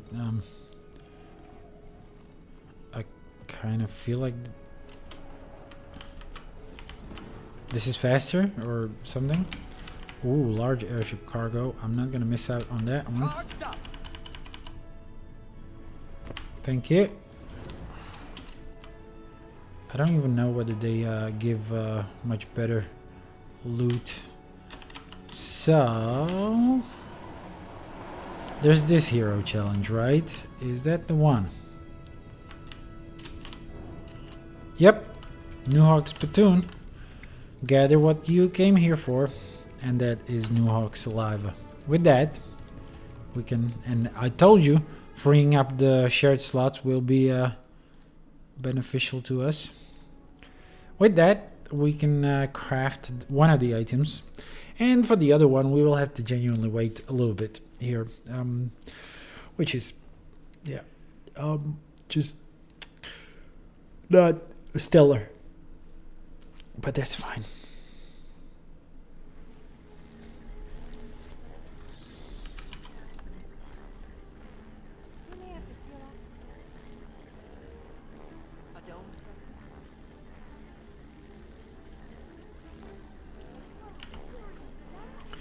And yeah, whenever we have a dull moment, I do have some backup plan, and that is to probably start crafting the Aurene's Fang. But first of all, alkaline solutions, alkaline, whatever. We've got those. Let's hit up the synergetics station, see if there's any change. What am I doing? That's not how the map works.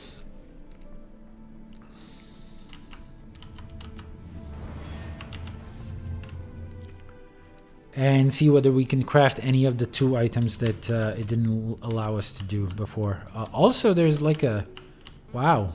There's a card for one of the collections for Secrets of the Obscure. Let's pick it up. The Stag. Zoja, the elementalist of the ward. The words of this card swirl about, unsure what it should tell you. The only words you can make out are empty, flight, and slumber. Uh-huh. Nice. Fabricate synergetics generator. Yeah, that's the one we cannot do. And this one, apparently, neither. So we're gonna have to wait for the world boss anyway, it seems. Now, I don't know whether to do any of the achievements from the latter half, but considering we've got a world boss lined up for 5 p.m. Central European time, as part of the collection. We're gonna be here for a while, so for at least another hour and a half. There's no rush, literally no rush to do some further steps. So let's just wait for the fire elemental boss to trigger. And again, that's the one I was referring to earlier when I thought there's going to be like a very long pre-event. I'm just going to waypoint over there, but I guess we might as well start with the Aurene's Fang, right? Slowly. Slowly. Maybe. Okay, let me think about it. I'm definitely not planning to subject you to the noises of the waypoint, by the way. I'm gonna use a chair here for a little bit of a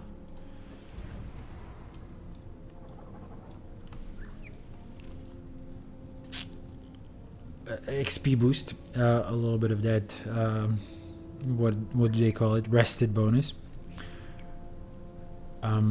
And yeah, let me figure out a couple of things.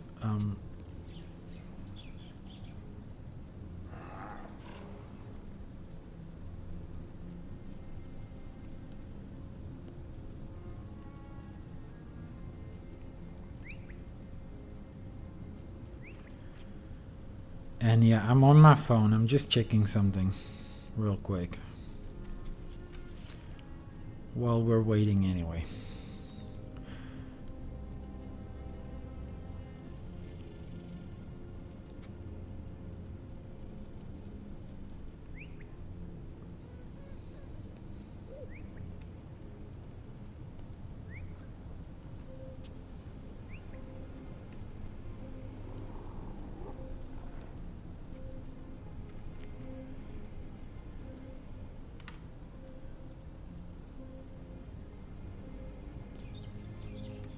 Okay, let me just do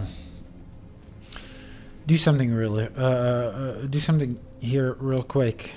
That's outside of the stream a little bit, but again, we're just simply waiting, right, for the world boss. If anyone's in chat, feel free to write me a message. Now would be a great time to sort of chat around, because we're still waiting anyway for the world boss to spawn.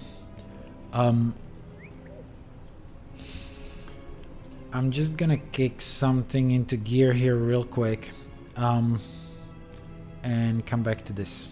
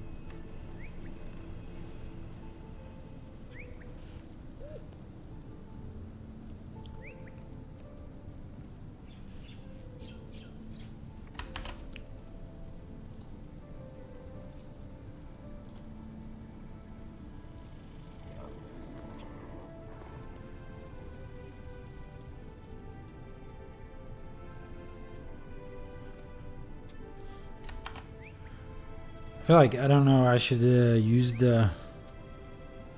I do have a text field as an overlay for my stream as well. I don't know whether I should use it to inform any potential viewers that come here that I'm waiting for the boss world to spawn. so they don't they're not confused by me just sort of idly sitting down here doing nothing, right?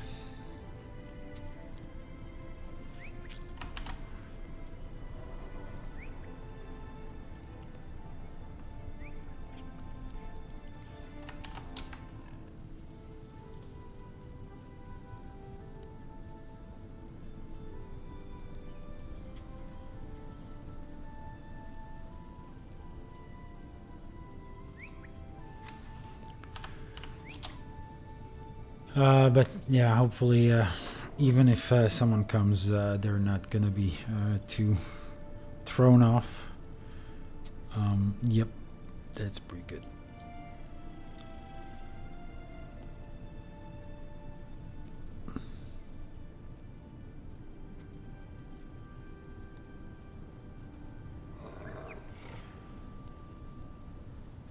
All right, this works.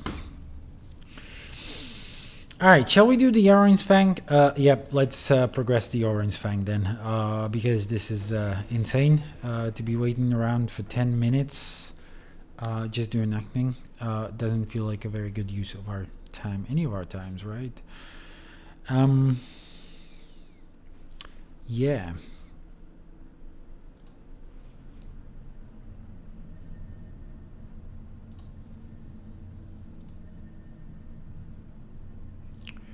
Let me just find the proper guide on what to do. No, first thing, I do remember one thing to do. But okay, let me just double check, because it would be like a costly, very costly mistake to fuck this up. But no. This is genuinely what we need to do. So we need to move to Kanta. I know we just came here for the synergetics lab thing, whatever. But we are going to be going to the Xingje Monastery. And there, we're gonna have to buy an item for these Aurene's Fangs, for this Aurene Fangs progression. So, as we slip through the gap in the gate, we will talk to Myung Hee, who will... No, that's not the person we want to interact with. Actually, I don't remember where do we buy this? No, the Imperial favors. They are bought here, aren't they? But this is the Jade Vault. Thanks for the info.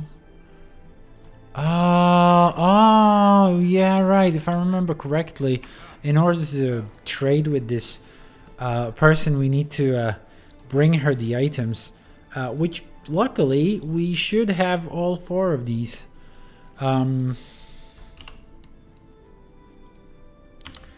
Luckily, this is also for a long time the last time I'm interacting with this person. I don't know. Let me check it then. Yeah, I need wiki. Sorry. Blessing of the Jade Empress. Oh, sorry.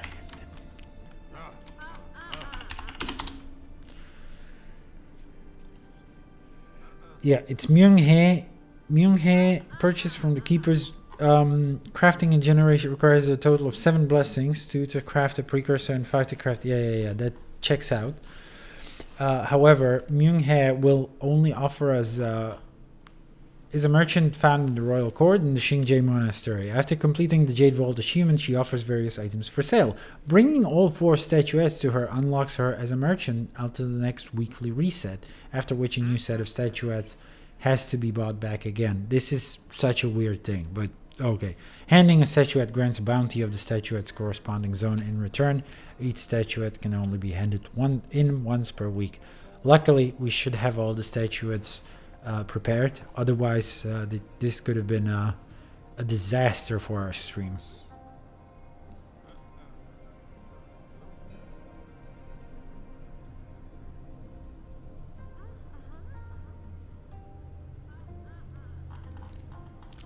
Alright. Let's fetch them from a bank. Could be really useful to have a bank over here as well.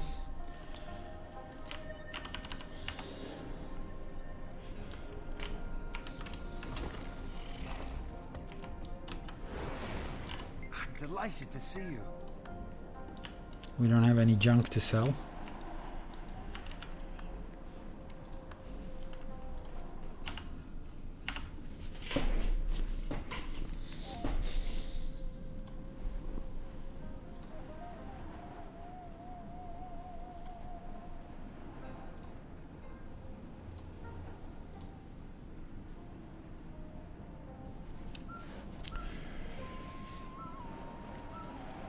And the statuettes are here.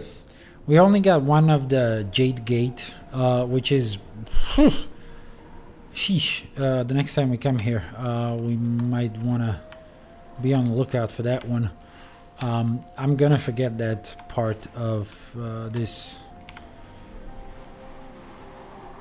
thing until then, so I should really maybe make a note right after the stream, or maybe right now, that we need to do this eventually. But yeah, with that, that's gonna be right about the only thing we're gonna do here, right? By the blessings. So yeah, you gotta bring these items along with you, hand them in. Don't know what the idea behind the design of this is. Sweet loot. But you get these bounties, and right away, actually, and also you get the chance to buy the blessing of the Jade Empress. Now they are 500 Imperial favors a pop, but we've got right about that much. For one more, actually, if we ever needed it. But so far, we're just gonna use these now. I think I'm gonna give it to the shared slot. We will be using it on our weaponsmith, who is not this character. That's a different character. Let me see what's inside here too. It's garbage, I see. Sweet, sweet. For the most part, it's garbage. High energy capacitor. This one looks relatively useful. Oh, and a locked skin. Good. We'll get a new unlock. That's nice. That's cute. Salt spray collection coming together. Otherwise, yeah, pretty much just junk. But that's part of the crafting is secured. Then let's go back onto our main character and the one to collect most of the collection here.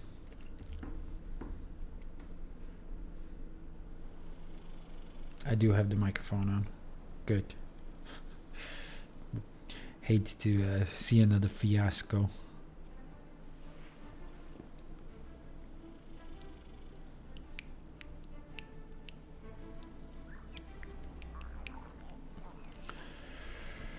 Okay, the pre should start any minute. I mean, actually in 2 minutes. People are already congregating around the concerned NPCs. Cool chair.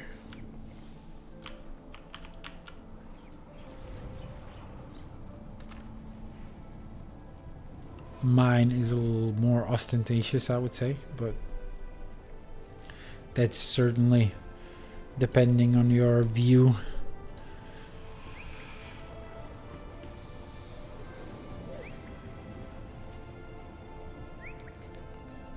Point of view, I wanted to say.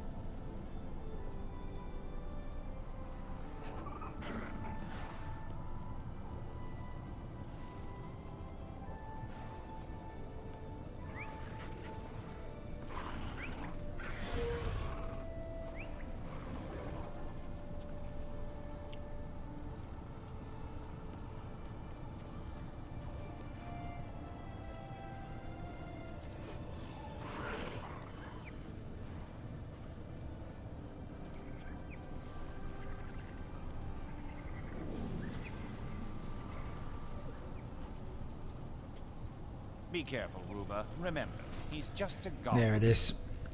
Instructions? Embrace simplicity. Embrace simplicity, is that the instruction?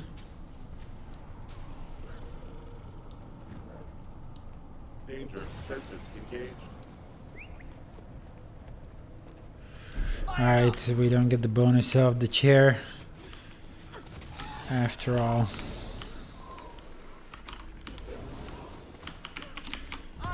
Can we give super speed? Not to this NPC it seems. Or rather, we might be able to, but I'd need people to not hug it as closely.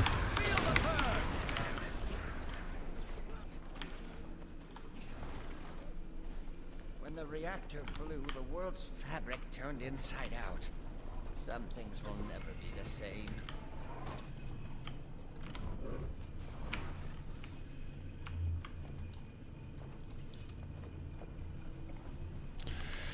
Yeah, this is gonna be boring.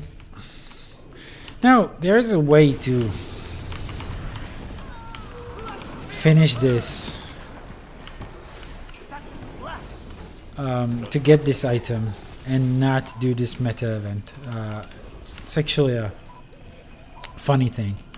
Because look, what we're here for is the damaged reactor housing. It says reactor, right? So it is very much tied to this area, or so you think. The fact is, you can, and they even tell you in the item description that it is a reactor component looted from the chest after defeating the fire elemental located in the town of a reactor of Metrica province. However, they mention a fire elemental. That sort of world boss or that structure exists outside of the town of a reactor and seems to be completely interchangeable with this one. What I mean by that is, like, there's a fire elemental that's very much like this one elsewhere. In fact, it is spawned by a shaman, right? A Flame Legion shaman. Right here in the Scorchlands. So around this point of interest, there's a world boss like combat encounter that spawns it's seemingly the very same fire elemental, because you are apparently capable of looting the very same reactor core from that fire elemental, even though that fire elemental doesn't have anything to do with the town of our reactor. So you could actually try to do that event, and I should have probably done that when I was waiting for this world event. But nah, now that we're here, we're gonna do it the proper way. So it will just take a bit of time. So please be aware.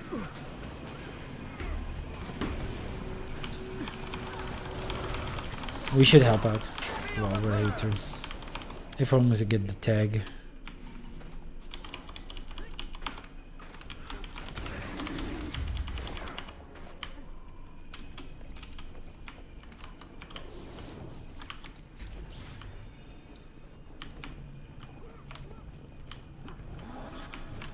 And this is Corteria. The tag won't go away. We can idle in a second too.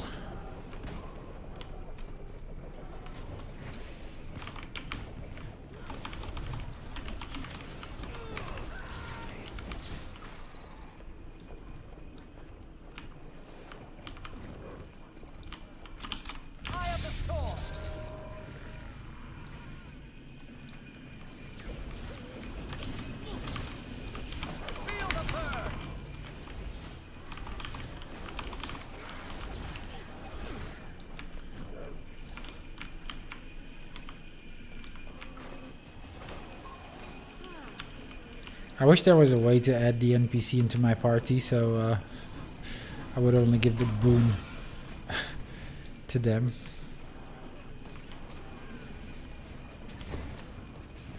It's okay. It's already moving across the bridge.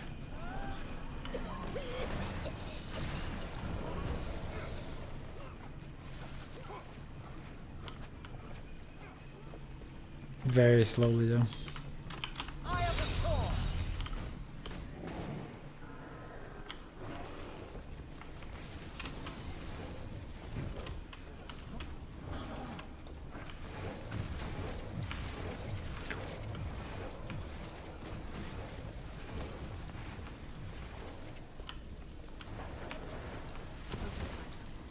Now we need to clean up the main spill. Everyone else, keep those Inquest agents away from my body. Oh, don't mind if I do. Like someone dropped an ascended level. Food.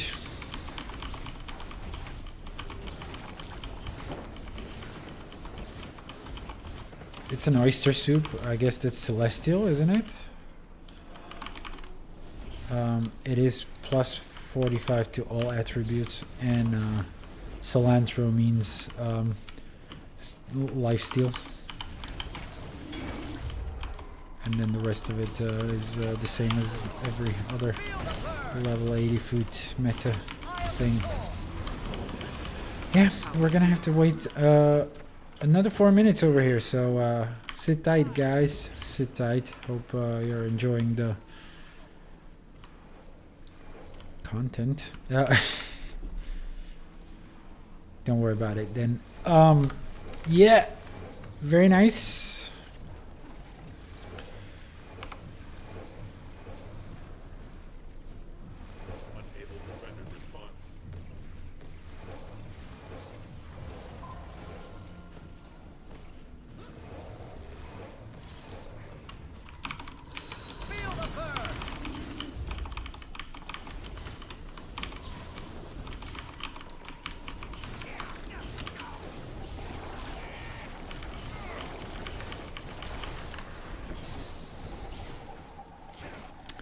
Let me just quickly check up on what we need next. There is another adventure that we're expected to do. A goddamn jumping puzzle. This one quite involved as well. It's over here as well. Golem's lab. We also need to go back to that dry top cave we went to earlier, mistakenly. But more importantly, we need to catch a boss at 16:30 or 4:30 p.m. Central European time, and then the next world boss at 5. And yeah, depending on how long this one takes. I mean, did we start at half? No, it was.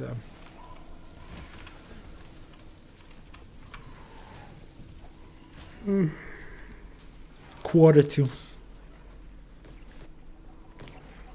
Sorry guys, I mean, like,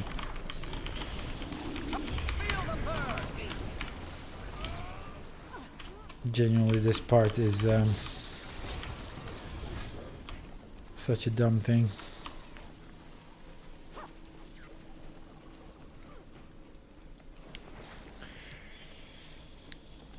Yeah, not much to do here though.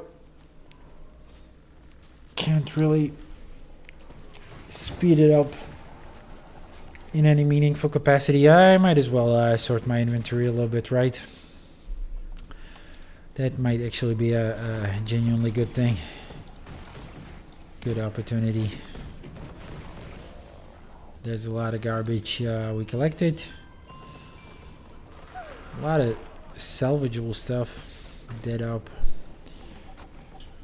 Let's actually do that, even though it's gonna keep piling up because we are pretty much central to area. A lot of these still drop here. And I guess in Heart of Thorns. I'm sorry. So sorry. In Heart of Thorns too. Quite a reward. A lot of those individual sources, I guess, couldn't have been patched at the same time. Is this salvageable item? Yes, it is, and as such is also sellable on the trading post. This one is rare. We will have. We will need a. We will require a specific salvage kit for this one. More boxes. And that's pretty much it. I mean, this thing can also be sold on the trading post. And someone is actually interested in it. 374 more orders on this one. Fascinating. Anyway, now the golem is gonna burp and die and spawn a boss. Battery cell damage. Failure imminent. Excuse me. Oh no, keep it in. You can do it. That's an order. Cannot maintain.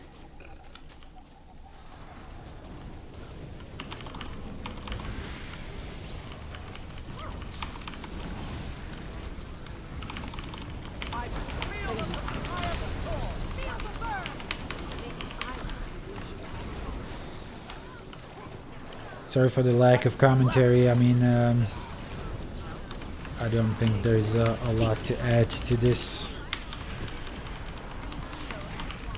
Is there?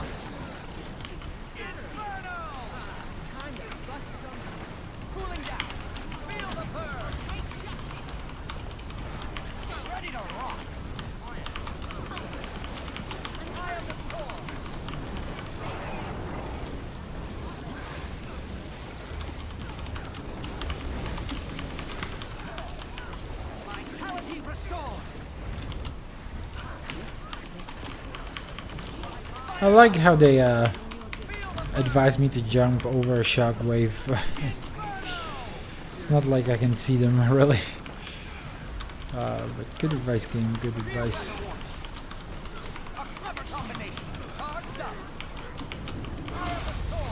The dragon waits.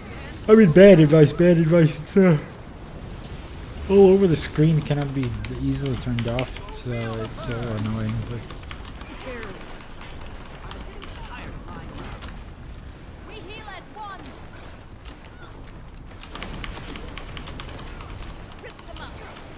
damn it! Didn't want to do that. Fuck. Jumped directly into the fire there.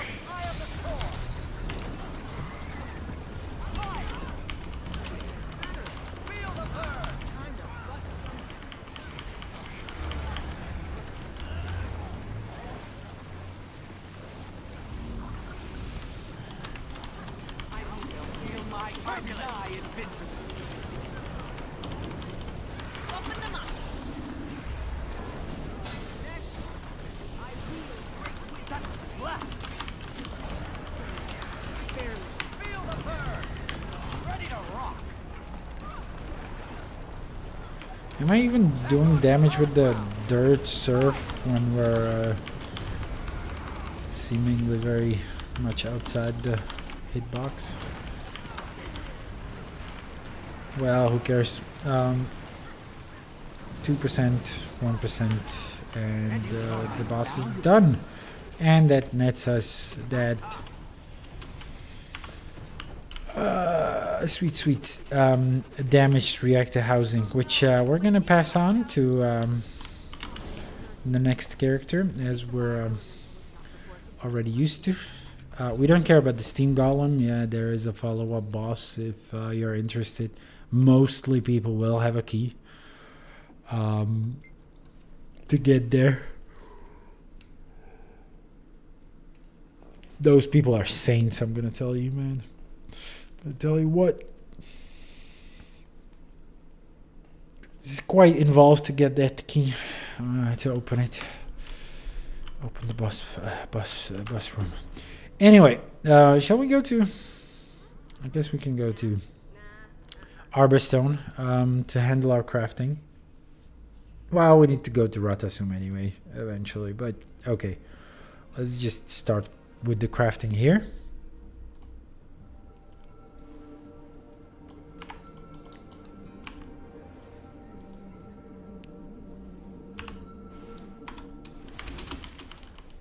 Hopefully you can't hear my stomach rumbling.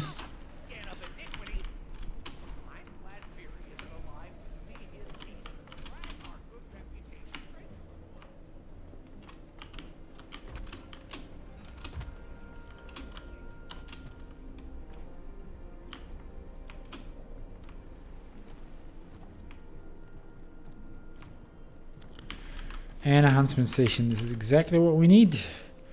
But not the alkaline solution. What we want to craft, in fact, is the perpetual energy coil. Oof. With the experimental reactor. However, the experimental reactor... Oh, is that the item that we need to craft on that workbench? It might be. Might be. Okay, let's go to Ratasund. That was a useless waypoint to use. But we live, we learn, right? Maybe it's not that useless in this regard. I'll leave it up to you to decide. In the meantime, I guess I can remind you of my links. I did mention YouTube in Twitch chat. I did mention you can use my YouTube link to get to my older streams.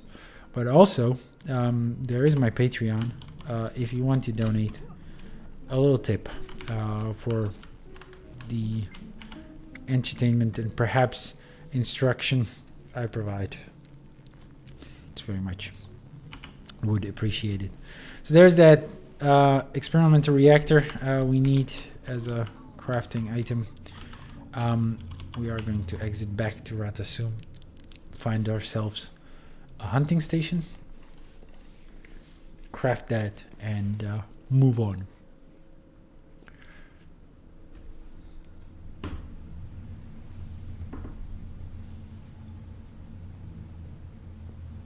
Because I believe it's the next skill, the next thing that we need for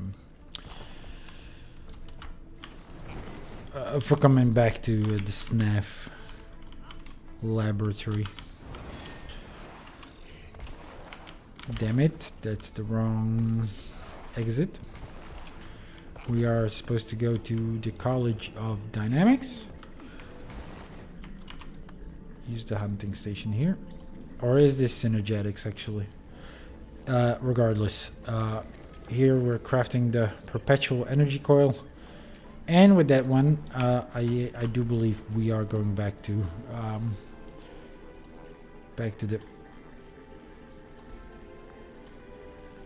the station or the workbench to craft the other item there. Right?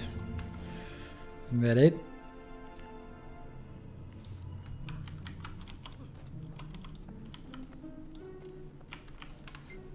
Fabricate the synergetics generator.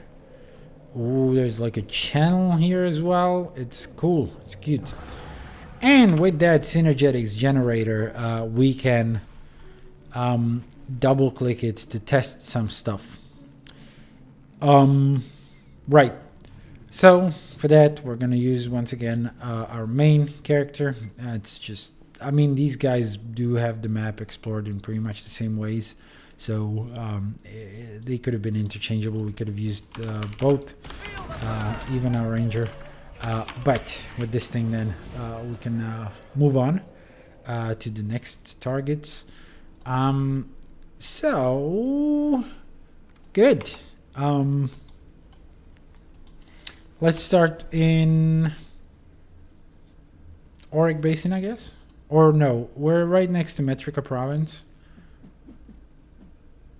Then we're gonna go to Dry Top and Mount Mills. No, okay. Let's start with the Auric Basin then, and then move through Dry Top actually, or maybe let's go to Dry Top first. See if the gate is open into the cave system. I think we might be dealing with an event here, which might be unfortunate, but I do want to sort of scout this. Yep, it's pretty much closed here. People waiting, presumably for an event. I don't know whether that event will let us through inside, or whether that event is actually the kite goods collection. Oh, it opens up. Good, that's great timing actually. So once again, we need to find a panel over here. I don't know what the panel is and where to locate it. I should have probably looked it up, maybe. Sort of. Kind of. Cannot really pass this barrier. I will have to Inquest Synergetics panel. Let me do a quick wiki search of that one.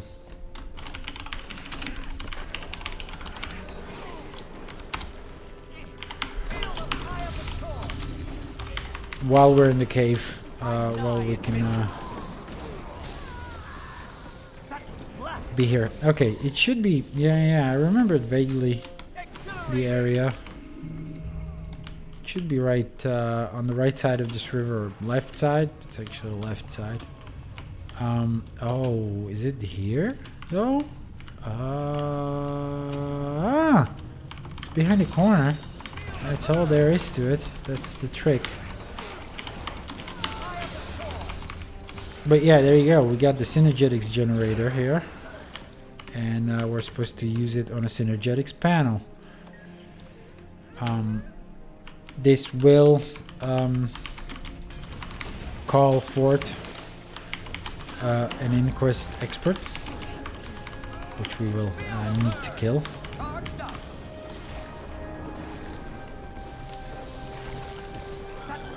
And then double click it.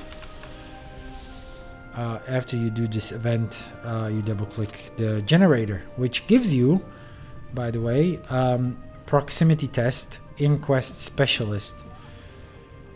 So we're trying it in proximity of different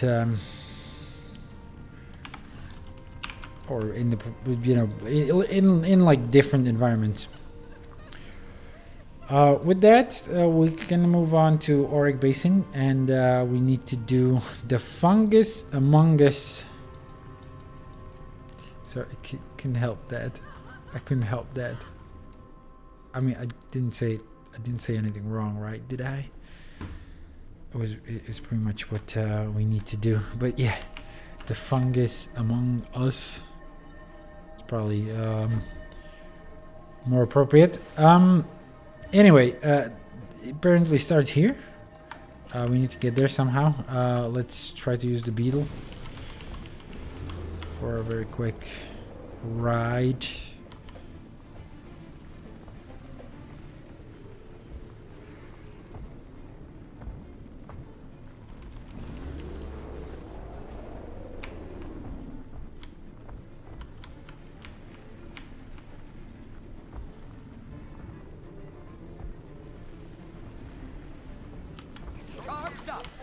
Right about here, it should start somewhere. It's up there. Okay. Don't know how I would get there without a mount. Oh yeah, there are mushrooms you can jump on. Alright then. Let's start it. Again, we should only right about need silver, I believe. And again, we're just doing like the... yeah, okay. We will have to relearn a lot of this though. This is gonna be damn it, man. These movement skills, how do you use these? Well, hold on. So oh yeah, we're supposed to charge this, aren't we? That's how that works. So yeah, this movement skill is just insane. Locks you into a trajectory.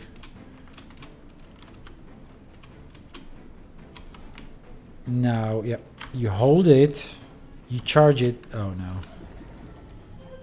I genuinely don't remember how to jump forward, landing on your cap. Okay.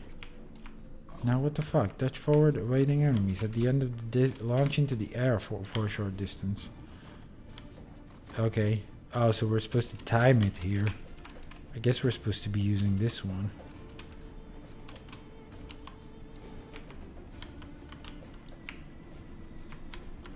Oh, this one is just mean. But this kind of looked like it might work. I don't know.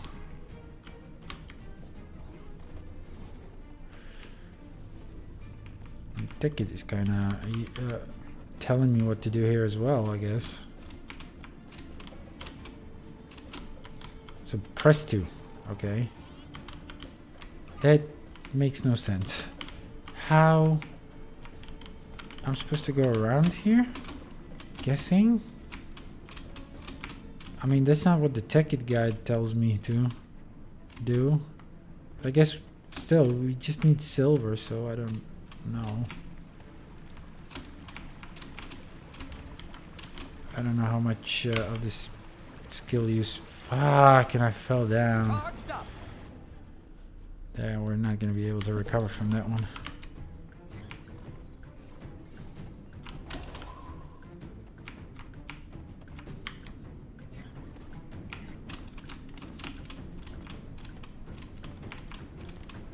Do we need to like sort of aim this? What if we aim this? It's not good. Oh, right, I remember it. I remember the mechanic now. So, okay, we're doing it. According to TechIt as well. Check this out, right? You use the skill.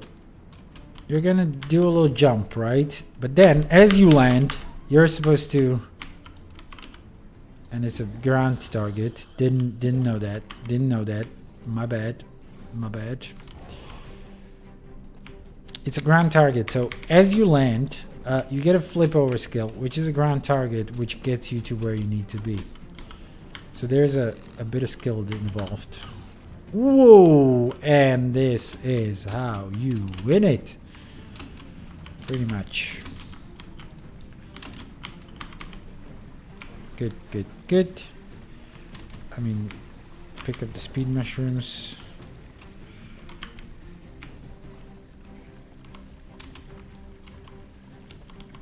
And yeah, once again, we got the Tech It guide to sort of guide us through here. Advised us to use the skill only now, which is probably a good call. Except that kind of led me to suicide. I don't know how that happened. It's fine though. We got the hang of it now. We know the trick, so we should be chill.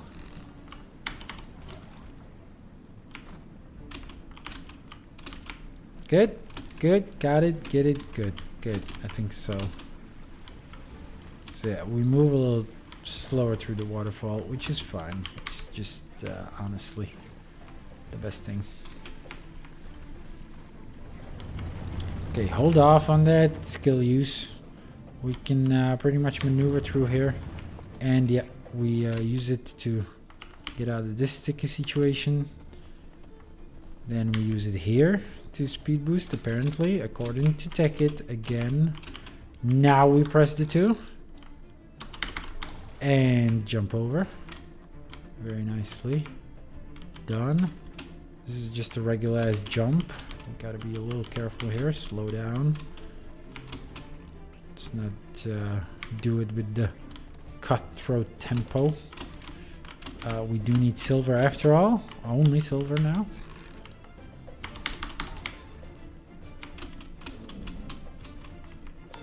And there you go. We even got it for gold. Now, after you complete it, once again, use the synergetics generator to get the proximity test. Fungus among us. Among us. Right. With that, the local meta is going on. We're done here. We can do the jumping puzzle. Now, hopefully, it will not take us over 15 minutes to complete, because in 15 minutes we are supposed to hit another world boss.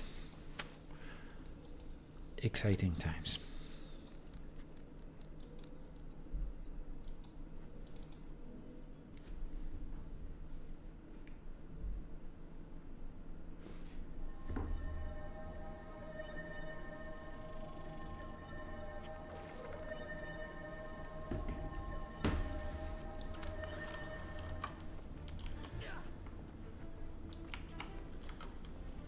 We cannot use a mount. We cannot mount up just quite yet. Cannot mount up quite yet. Let's just read the description as well. Proximity test to Qual right Goem's lab. Take the synergetics generated to Goem's lab in Metrica province and test the energy reactions near the chest after defeating Goem the Mad. So we do need to pretty much do the whole jumping puzzle.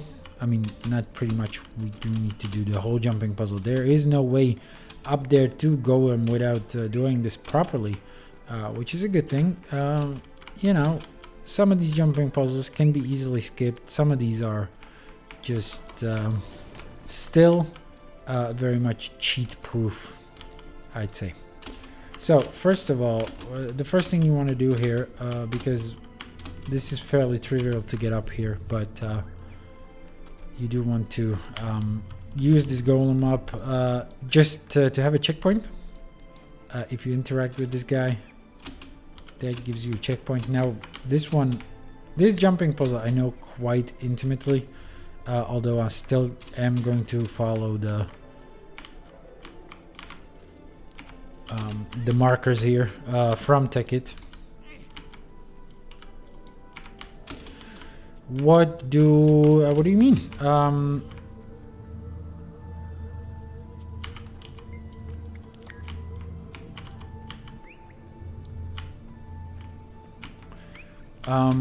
With the key. Sorry, and hello, welcome to the... Whoa, hold on. Fuck. Yeah, I knew I would get caught with my pants down. Lab event in Metrica.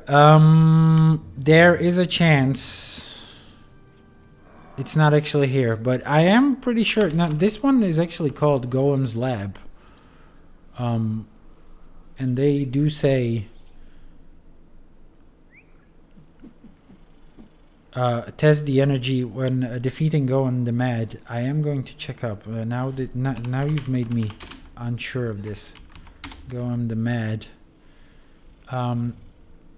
Goem's lab. No. It should be here. So Goem's lab is actually just like the very last portion of this jumping puzzle. And he spawns there frequently when you finish this. So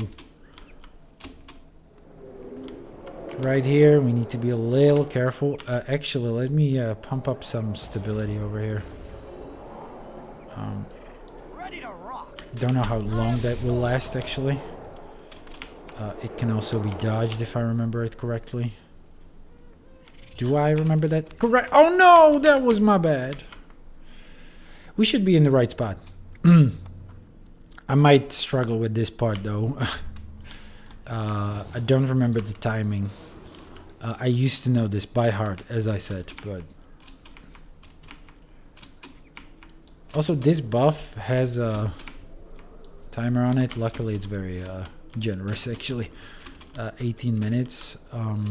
That's more than we can spend here anyway. So, one more time. Good. Let's not do the dodge thing. Then, fuck. They're also very subtle, the winds. I remember them being much more prominent. Maybe I was playing with a much more zoomed in camera way back when I did this for the first time.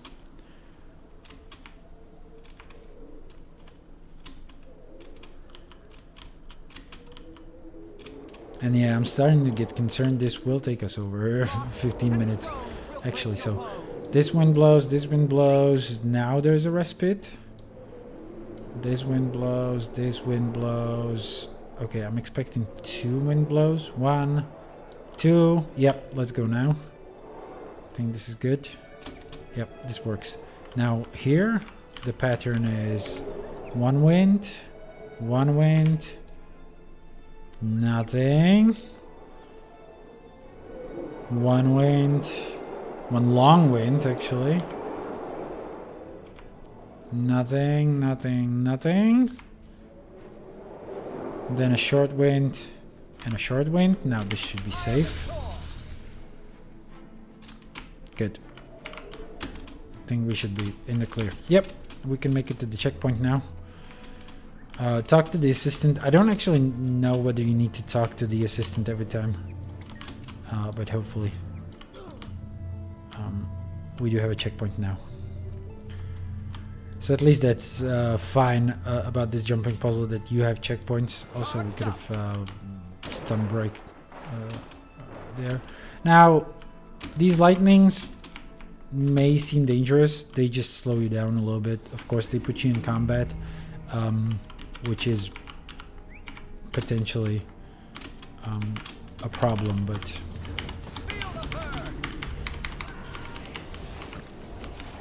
it's not a strict knockdown, right? So we should have the attunement now, hopefully.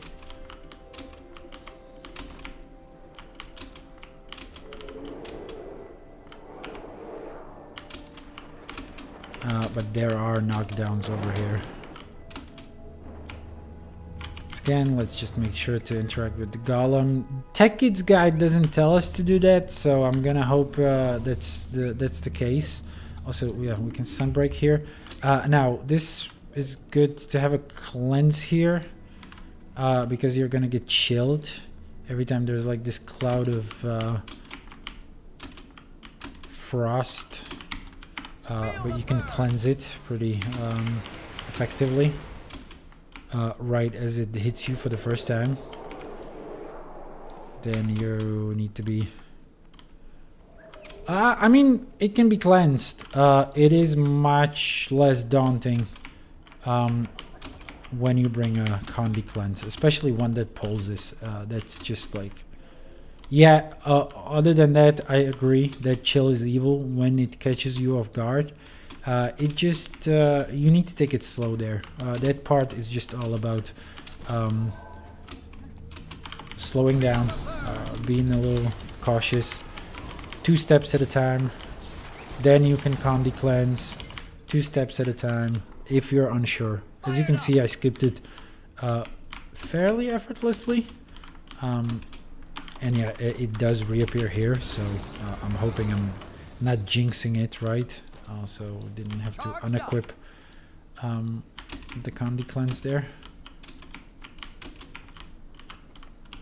I'm gonna wait for it to hit me deliberately.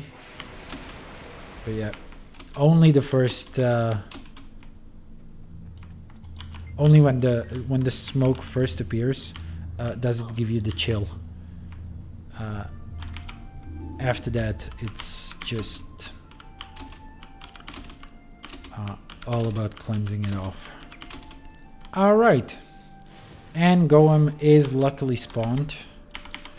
Don't know what the Aether Blades are doing here. Very odd place for them to be.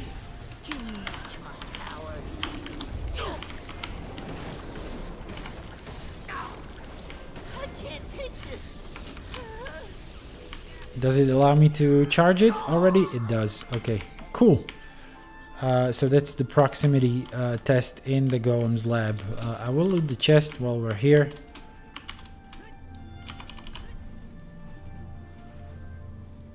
And from this frosty environment, we're gonna move into quite the hot environment in, once again, in a map we've already been to, and that's Mount Maelstrom. Because genuinely the only 2 things in this collection that we need to finish, we need to complete, are the Mega Destroyer and Tequatl the Sunless. So the Mega Destroyer comes first. It should spawn in 6 minutes. I'm guessing we're just gonna have to chill here now. It's not enough time, or not a lot of time to really go back to crafting the Gen 3 legendary, Aurene's Fang. So we're just gonna chill around with this thing. Do a little bit of inventory management in the meantime as well. Just to kill some time. And yeah, how are you, Hazel Reinhardt, by the way? what's up with you? What's up with your progress in the game?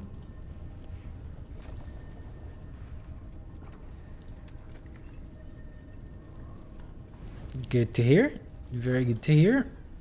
Gotta say, I'm doing pretty good myself, despite, you know, my job, my daytime job, being quite demanding at the moment.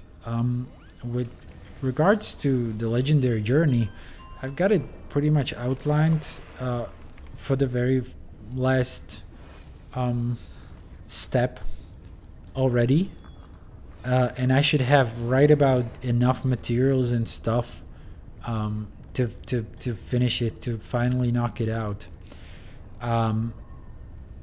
Might as well show you, I guess. Just wondering where I saved it.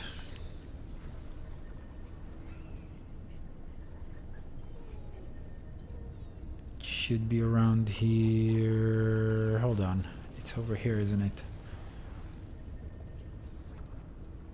Of course, you cannot see what I'm doing. That's normal. That's by design. But yeah, there it is. Just gonna show this on stream.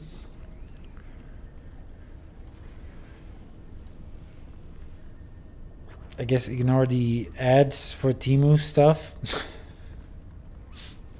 And yeah, he kind of outs me as a leech on Guild Wars 2 efficiency, but at least I pay for ad space, I guess. Anyway, this is our goal. This -2 items, basically without the Sublime Mistforged Triumphant Heroes Brigadine and the Mistforged Triumphant Heroes Face Guard, these I don't know how to filter out of our view here. But this pretty much gives you the idea of our legendary journey progress. What we've got already, what we unlocked, and what we need to unlock. So everything that is this sort of pale color, this sort of non-vibrant thing, unchecked basically, is what we're working on. Hope, obviously, with today's collection. But I also mentioned that I want to craft Aurene's Fang. Then we want to get Quip, we want to get Eureka, and we want to get Frost Fang, which will, as you may surmise, pretty much complete. I don't know what the Dreamer is like, apart from all the other weapons. But yeah, if you... very, very close, yeah, indeed. And you may actually count what this means for our account. This is basically a collection of, first of all, every single piece of legendary armor, every single piece of legendary trinket. I do have the back piece here doubled. But the weapons do have a significance in that they are basically for every slot that you may then use. So if I want a mace, I can just pop Eureka plus Moot, have a double-handed mace setup with any stats ever, right? So that is my goal, to basically like whenever I want to equip a weapon, I will equip it directly from the legendary armory. I never have to worry about ascended armor or gear altogether ever again. There are niche situations where you would want to do that. For example, if you had like a dual setup of maces and you wanted to put a different sigil on like a second weapon. I mean, maces are probably not a good example, but specifically in the Fractals of the Mists, what people tend to do is have two staffs for some builds, one with different sigils than the other one, so that they can swap them. I'm not quite equipped for that situation. I mean, technically that would happen out of combat, so you can just have the sigils, swap them in the legendary weapon. That is allowed, right? But there might be situations where you want genuinely like to have a dual weapon setup where this would not suffice. But for the majority of the builds, this will be sort of the gold standard. And yeah, we are very close. When I said like I've got it chalked up, lined up pretty much to bang it out as soon as we can. I compiled a list of materials I need for these weapons. I'm slowly collecting the last of them, but they're genuinely just a matter of buying them on the trading post. And the materials, I'm at a point where the materials are not a choke point anymore. I'm at a point where the choke point is my desire to do proper map completion and collections, right? So we've got 2 maps to go. 2 maps that we need 100%ed. That's Iron Marches, I believe. I think Iron Marches, obviously not on this character, but on a different one. And then the last one will be Brisbane Wildlands. And Brisbane Wildlands will give us our last gift of exploration, which will allow us to craft the last of the Generation 1 legendary weapons. And for the rest of them, it's pretty much just a material hunt at this point. I did open 2 of the S reward keys, whatever they're called. Let me check it. The legendary weapon starter key. So we popped these 2 at the very start of the stream to get our last gifts of might. No, sorry, gifts of magic. Which we could have crafted with materials anyway, but this was way more convenient, right? And yeah, for the rest of it, it's just materials, and we're solid. So genuinely, just the choke point is things that I want to stream, right? Map completion, and also the Hope 4 collection, because Hope is one of the 4 weapons. There are 4 weapons, legendary weapons in the game that do have a 4-step collection. All the rest of them have a 3-step collection. I mean, Generation 2 and 1 precursor weapons, right? So there's that. Right now we're waiting for pre-events to be finished. I guess we can join in outside. I'm hoping there are people who are doing it, that I don't have to need or I don't need to go out and pitch in.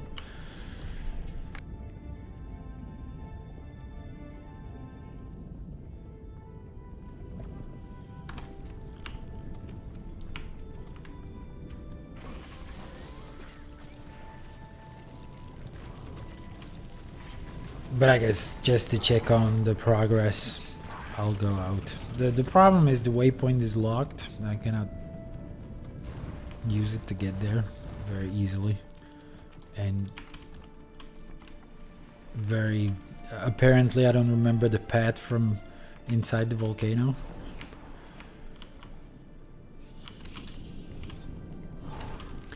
The question is when I'm gonna end the legendary streams. There's quite a bit of preparation involved with especially the map exploration there.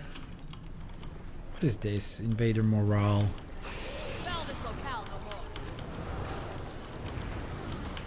It's not even on a timer, it's just progress based on killing, but the killing seems very slow. We're just spawning very staggeredly. It's is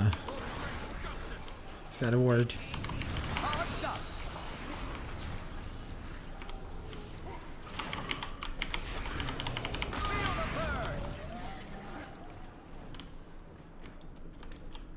You're not trying hard enough to defend this camp.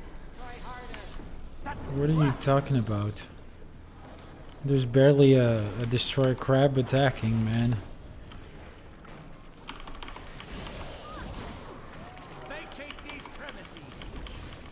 So are we supposed to stand and defend or vacate the premises, man? Make up your minds. Fine. If that's how it is, I will do everything myself.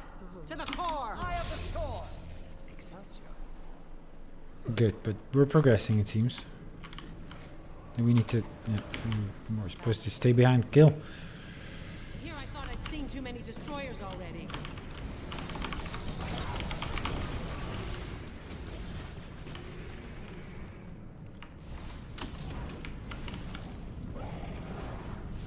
Charged up.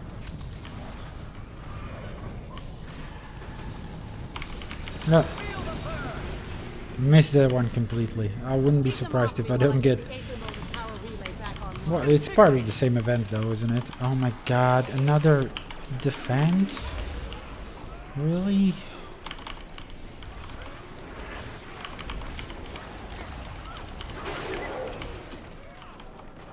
This one is on a timer.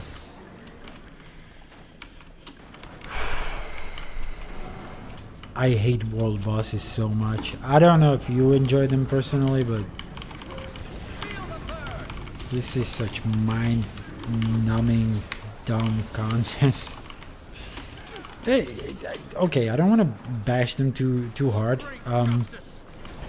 Obviously, when they're novel to you, when you're like new to the game, they're fun the first few times. You do? I get the feeling a lot of people gotta love them because there's always so many people doing them. And I genuinely don't understand it. Although, to be fair, they are very like podcast friendly content, right?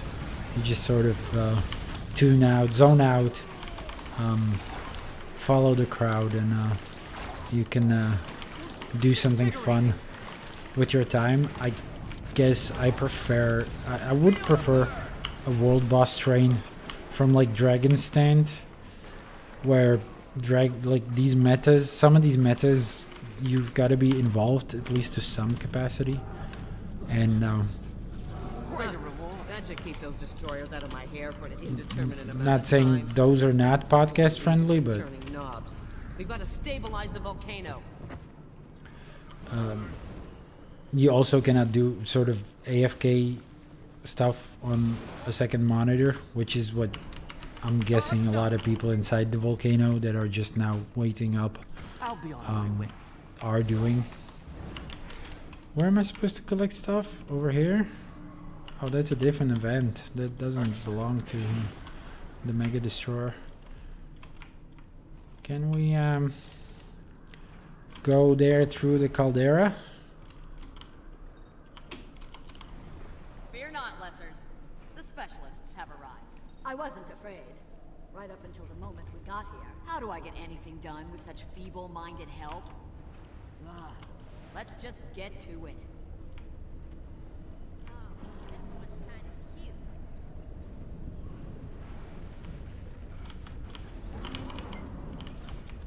Someone turned into a snow. A simple yes would have sufficed. People are having fun here, though. I gotta No idea how much say, yeah, that's also like I can imagine this being quite social too. If you want to find some friends, Watch out for the destroyers. it is potentially a good place. Be attracted to the Arcano pulses. Wait, what? Being at a Everything world has a boss, place in the eternal alchemy. people got time to chat around, right?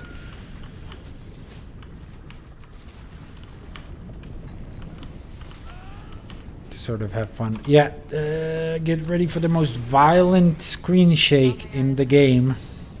Very potentially. I mean, there are like 2 places where the camera shake is crazy. It's like fucking insane. Oh, oops, fell into lava.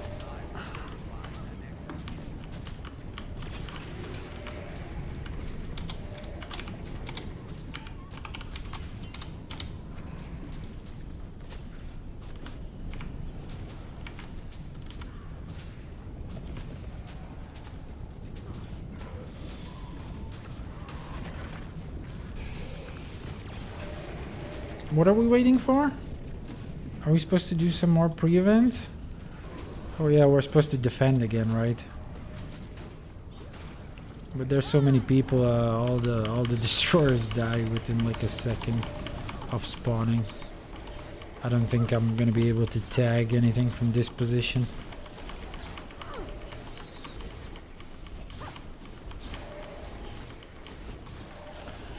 Speaking of being social, if you're still in chat, Reinhardt.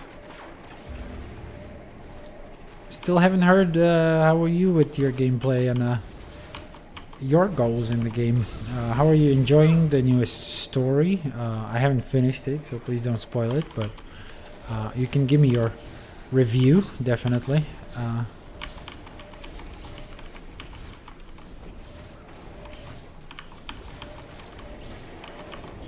Okay, so same. I've barely dipped my toe in the new map. It seems I apparently like there's like a single renown heart that spawns or spans the entire map, which is definitely a design decision from ArenaNet. Oh my god! I thought.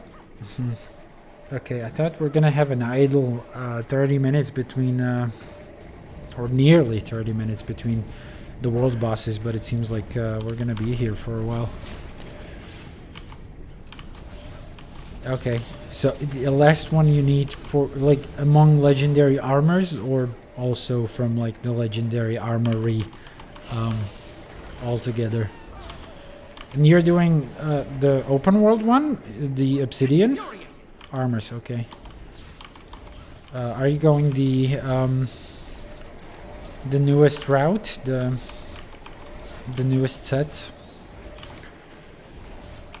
Obsidian. I love the skins. I haven't checked them out, I'll be honest with you. So I don't remember whether you're a Guild Wars 1 player. I did make an obsidian armor in Guild Wars 1 long after. There you go, there's the screen shake. There's my favorite screen shake.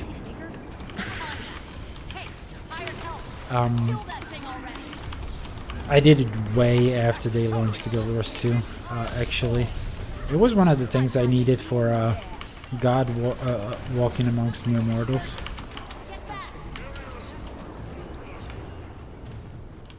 And I was genuinely curious whether the Guild Wars 2 skins pay an homage to any of the obsidian armors of the past. Which is, of course, to an extent quite impossible, because there was, what, 10 obsidian armor versions in Guild Wars 1? If I'm not mistaken, 10 professions, right? So that would mean 10 different armor skins. And right here you get only 3 armor skins. So I really wanted to check them out, but I was wondering whether I should make them myself. That's why I held off on checking them out. Just by like looking at them on the wiki or wherever. Okay, good. And all of your armors are obsidian then?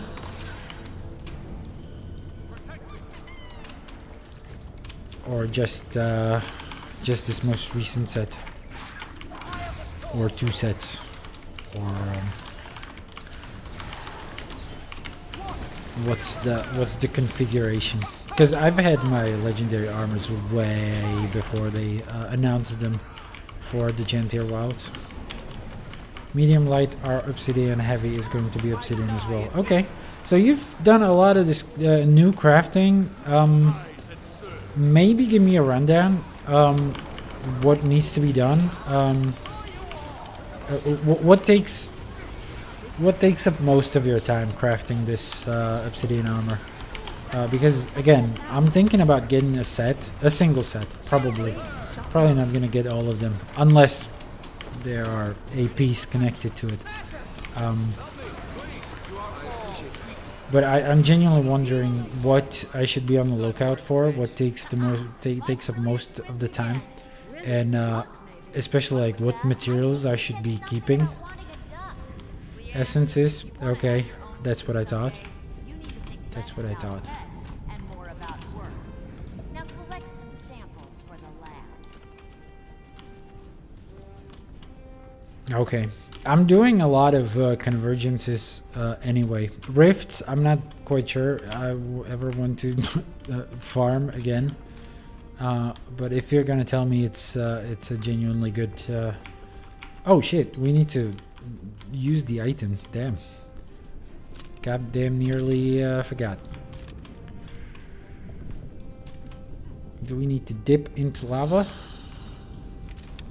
So far, nothing's happening. I mean, the chest is over here. Good. We got it. We got it. And right now, we are going to wait for Tequatl. Now, I don't know whether I need to join a dedicated Tequatl raid group thing. How is Tequatl nowadays? Whether you can do it with an open world map.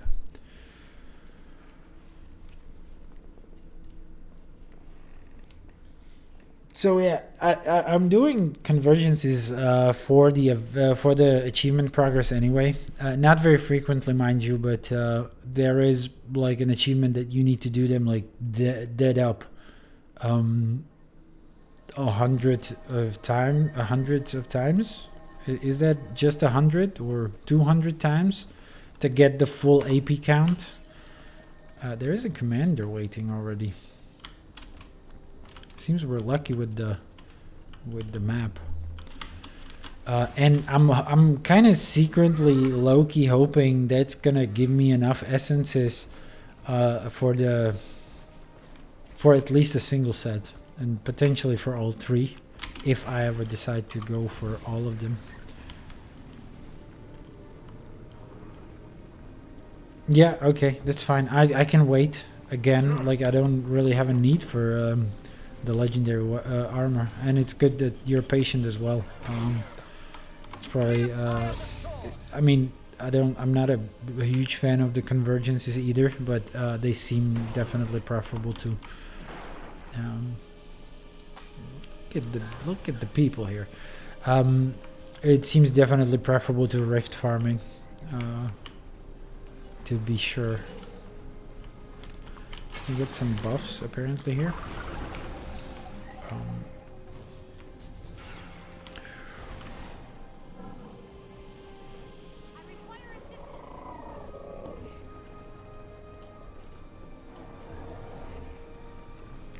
Seems like the previous Tequatl failed here. Shores are disturbed by lingering presence.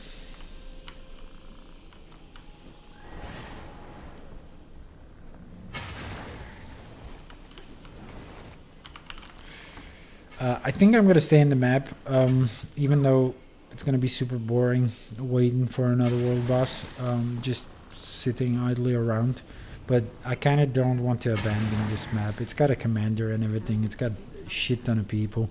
I don't want to come here and find out I'm in a map that is genuinely unable to finish Tequatl. I don't know how difficult it is to finish Tequatl nowadays, but also let me move away from the cannon and the annoying noise it makes.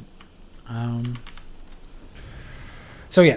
Again, like I'm hoping the achievement, what is it? Convergence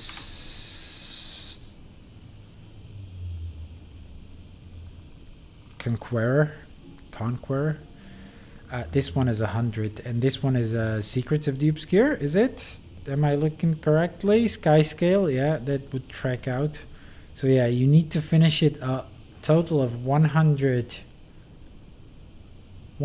times, and if I'm not mistaken though, that's just tier 1.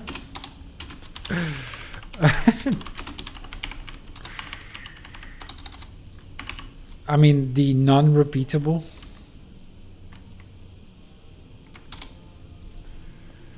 I'm just gonna check the wiki here. Convergence Conqueror Conqueror. And then I think that unlocks a repeatable. Yeah, continuous convergence Conqueror. But the good news is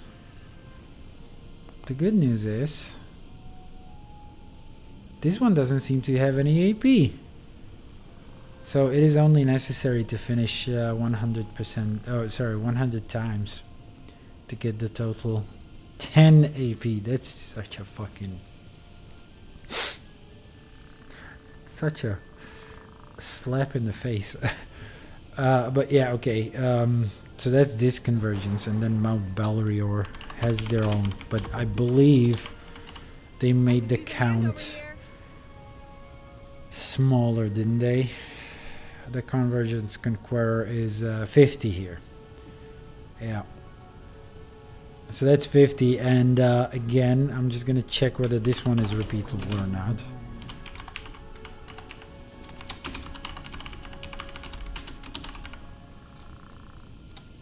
Mount Balrior convert. I'm writing it correctly. What are you doing to me? I have to find it by the category, I guess. Convergence is Mount Balrior. Okay. Convergence is Mount Balrior. And then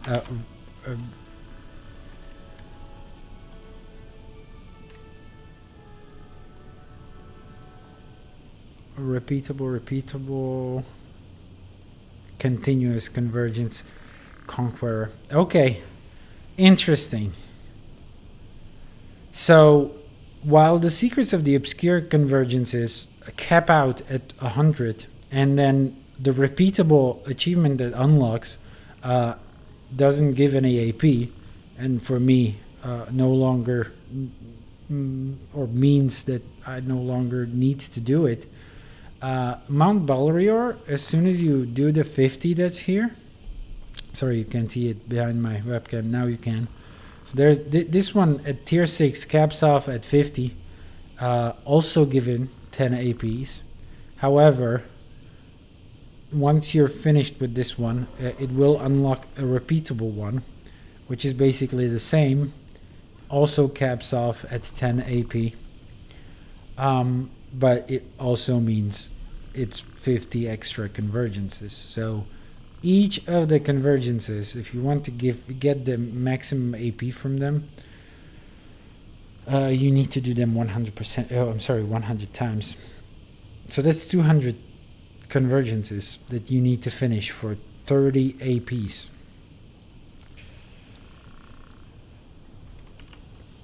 I guess that's my retirement plan. Guess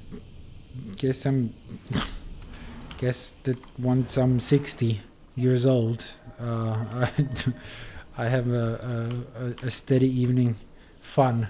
You know how some senior citizens sit down, watch a game of Risk or whatever is your local game show on TV. I guess my is gonna be every day at 6 p.m. I'm gonna open up a convergence and slowly chip away at this. I mean, I've done it before for Octavine, but even like, what is it? What's the name of that achievement? City of Gold something? No, Gold Protector. It's not a study in gold.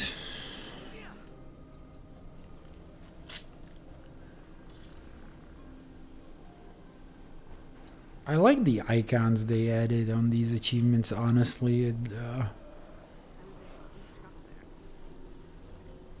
tells you at a glance which expansion they belong to. Unfortunately, it doesn't help me very much to find the achievement I was interested in.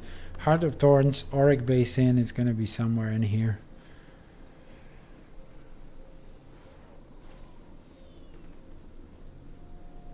saving the City of Gold. Yeah, I just overlooked it.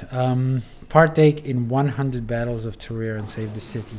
And this seemed crazy to me. And this one gives 27. This one, even though you need to repeat it 100 times, much like the Convergences, itself gives almost as much as the two combined.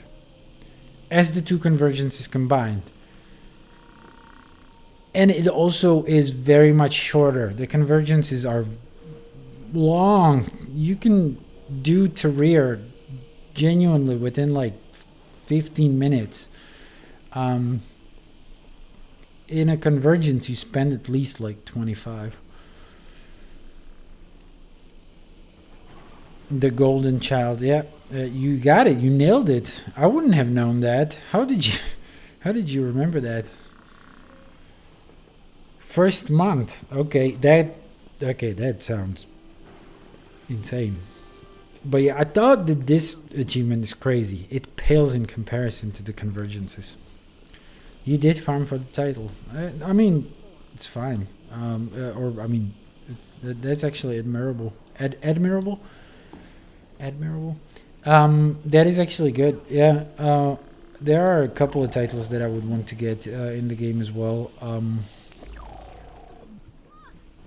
And I'm willing to sort of farm for, but right now I'm genuinely like trying to focus all my energy on the legendary journey, and basically don't have a consideration beyond that.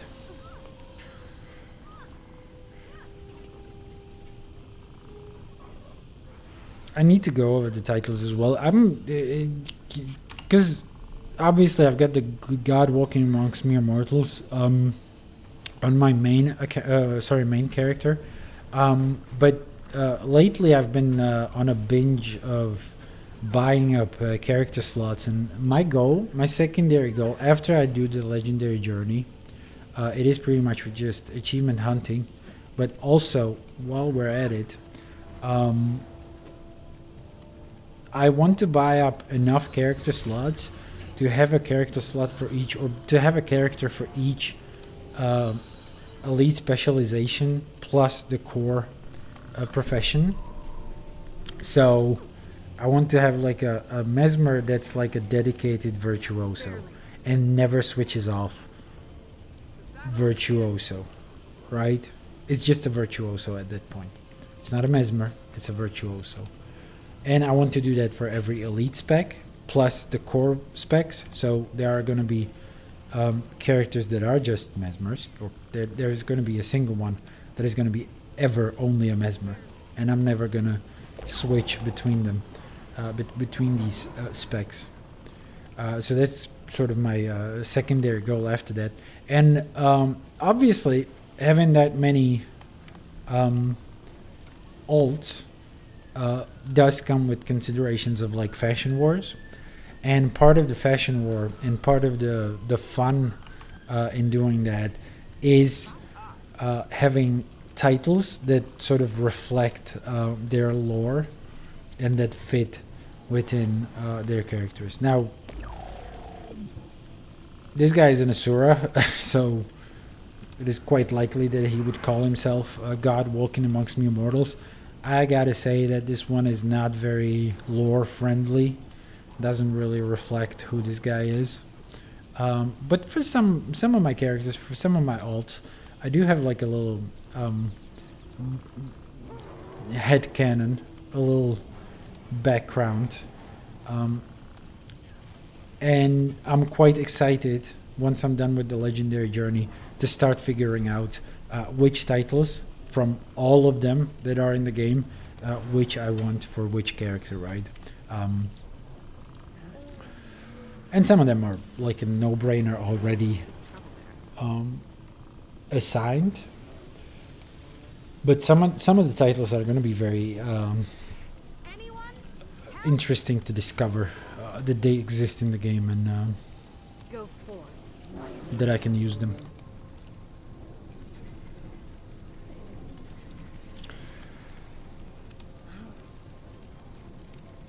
Sorry for that theoretical future plan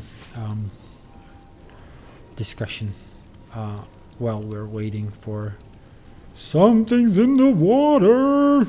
I haven't done Tequatl perhaps like solidly in years, so I don't quite remember the exact verbiage there, the exact diction, the exact way the Quaggan announces at the Tequatl's arrival. Also, aren't we supposed to do like an event here? Isn't there like a pre as well? The shore is calm apparently. Don't know about that one. And yeah, but Tequatl is potentially something to do for achievements as well, if I'm not mistaken.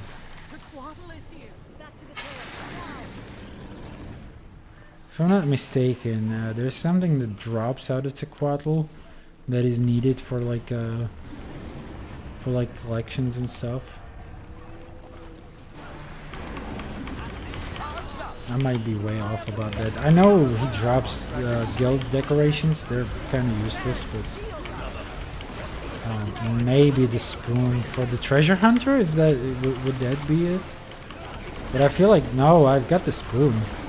Definitely got the spoon from the past. The spoon. That's such an old ass achievement, isn't it? That's such a blast from the past, that collection.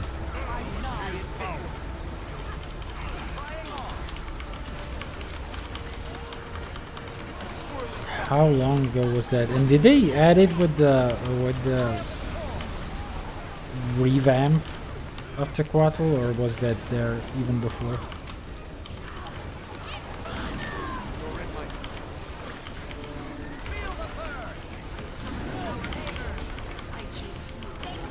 I don't remember what we got. What did we get for the spoon collection? Yeah, I don't remember either.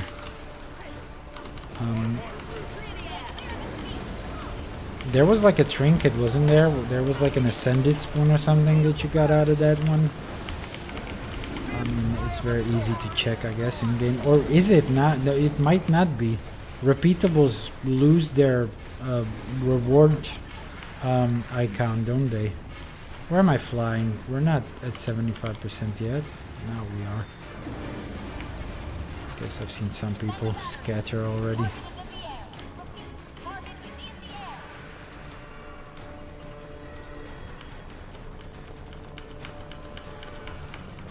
What are we doing here? I genuinely forget. Are we just defending? Is that this part?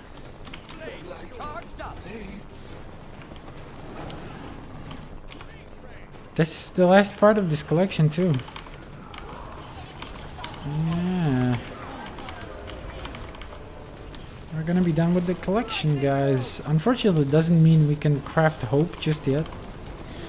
But I was flirting with the idea of doing both collections at the same time, but that felt like a lot of planning at once, and also I don't know, I don't remember the 4 collections whether they have any fractals of the mists. It is kind of a rule of mine not to do fractals. Okay, can we go back then again? Is that enough? There is a champion. Oh, there's a timer. I'm dumb. So no, we still have to protect the panels.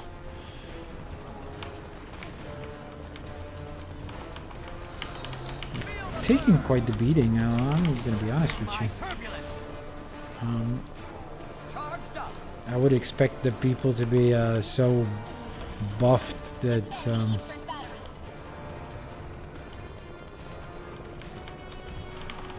we're gonna need to barely protect the batteries at all. I mean, yeah, they are batteries. The batteries at all, and they're just gonna stay at full health the whole time. I mean, I'm saying taking a beating. It's not like we should probably be worried about any of this, but it is surprising that they're not staying at 100% health. really feels like this can be screwed up at any point still. Which is good. It's a good feeling to have for a world boss, right? That it's not a gimme.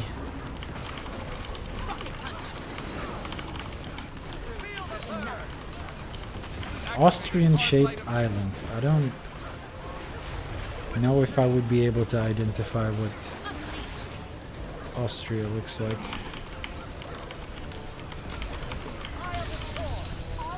We're already at 50% again. 2 minutes of defense.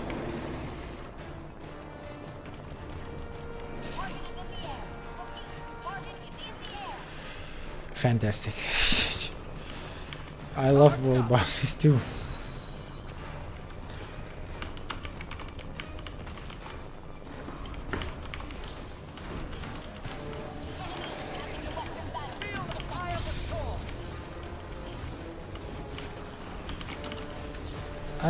I lost sight of my YouTube chat. Luckily nobody in YouTube. There was the first watcher that I interacted with though today. I have a milestone milestone stream. Sorry, I can't talk anymore.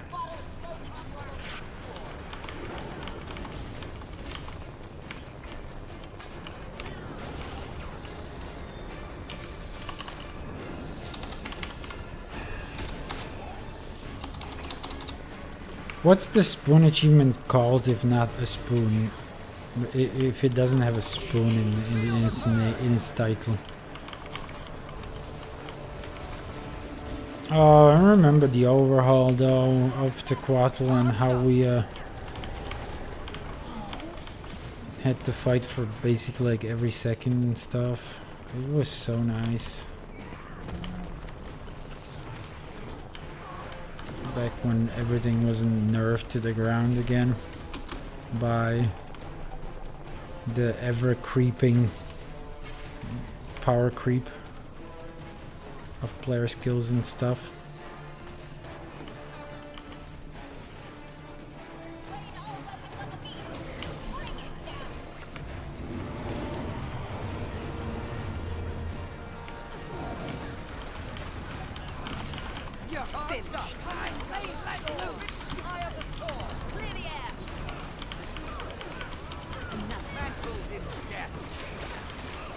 Now look at this.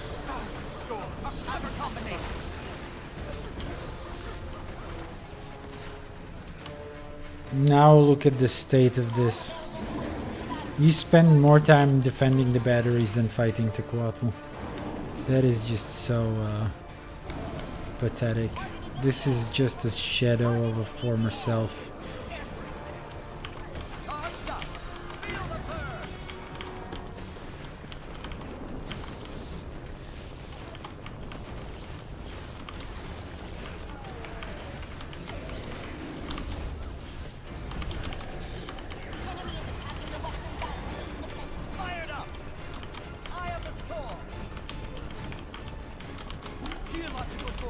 You can rule them, lure them to yourself, it seems. Thought they would zero in on the battery itself.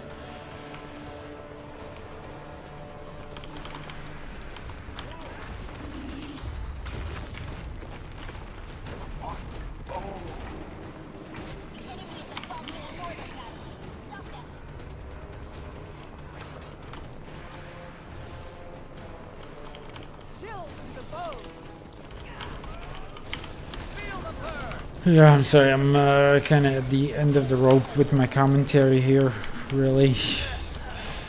I've been talking for, how long have I been streaming for already? 3.5 hours, Jesus. You know, for a person with no audience, it's gotta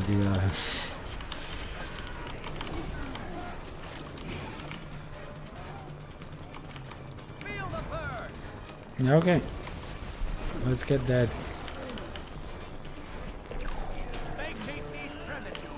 Last assault.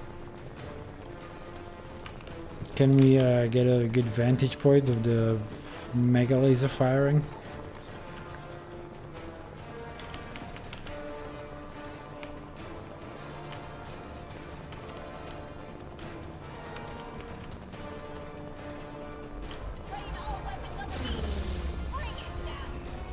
Okay. The projectile kind of ended halfway to Quattro, but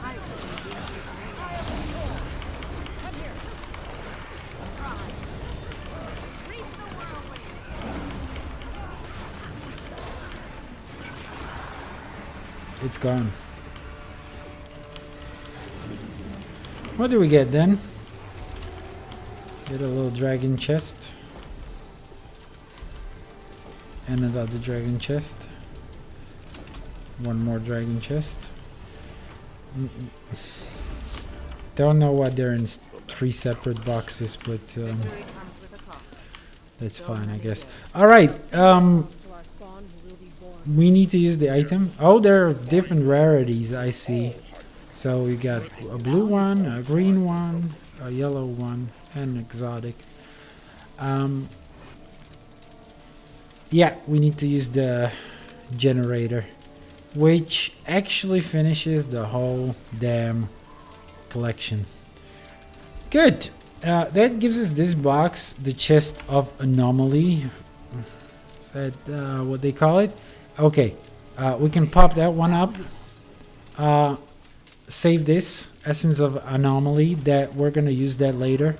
Then we can open up the prototype. This gives us the recipe for the precursor. That's what I'm gonna call it. No, maybe. No, hold on. Prototype is already the precursor, isn't it? Isn't prototype the precursor to hope? What was that question? Anyway, yeah. Hype, GG, thank you very much. Thank you very much. Okay, so that's one part of the stream done. The ostensibly bigger part. Now we're just gonna do the little chore. You don't have hope. Okay, it was rhetorical more than anything. But yeah, I believe so. I believe the the 4-tiered collections still give you the precursor at stage 3, and then the 4th collection is just for getting like a specific gift, much like you would for Generation 1 buy it from like a dungeon vendor, or you would buy like an item from a dungeon vendor that you would then recraft into a specific gift. I don't remember the specifics. It's been quite a while since we've done.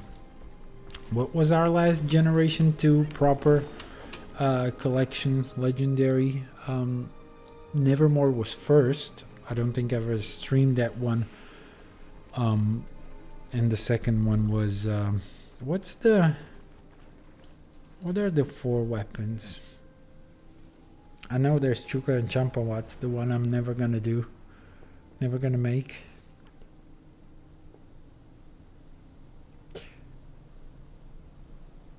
It's Hope, Chuka, Nevermore, and it's gonna come to me. Anyway, let's get out of here. It's gonna bug me. Astralaria, yeah, and we finished that one on stream, so very easy to check back. But it's been a while. I mean, I say it's been a while. It is one of my more recent legendaries. But good. Very well supplied there. All right. So what are we doing here? Yeah, we're switching to our huntsman. Back to our huntsman. In order to progress. No, not the huntsman. What am I saying? Aurene's Fang is a sword. So we're making a legendary sword now. In order to do that, we will need a couple of these materials. Blessings of the Jade Empress. That's a given. Actually, let me open up Wiki because I don't remember it. Obviously, I mean, I don't remember it off the top of my head. What are all the things that we need for Aurene's Fang.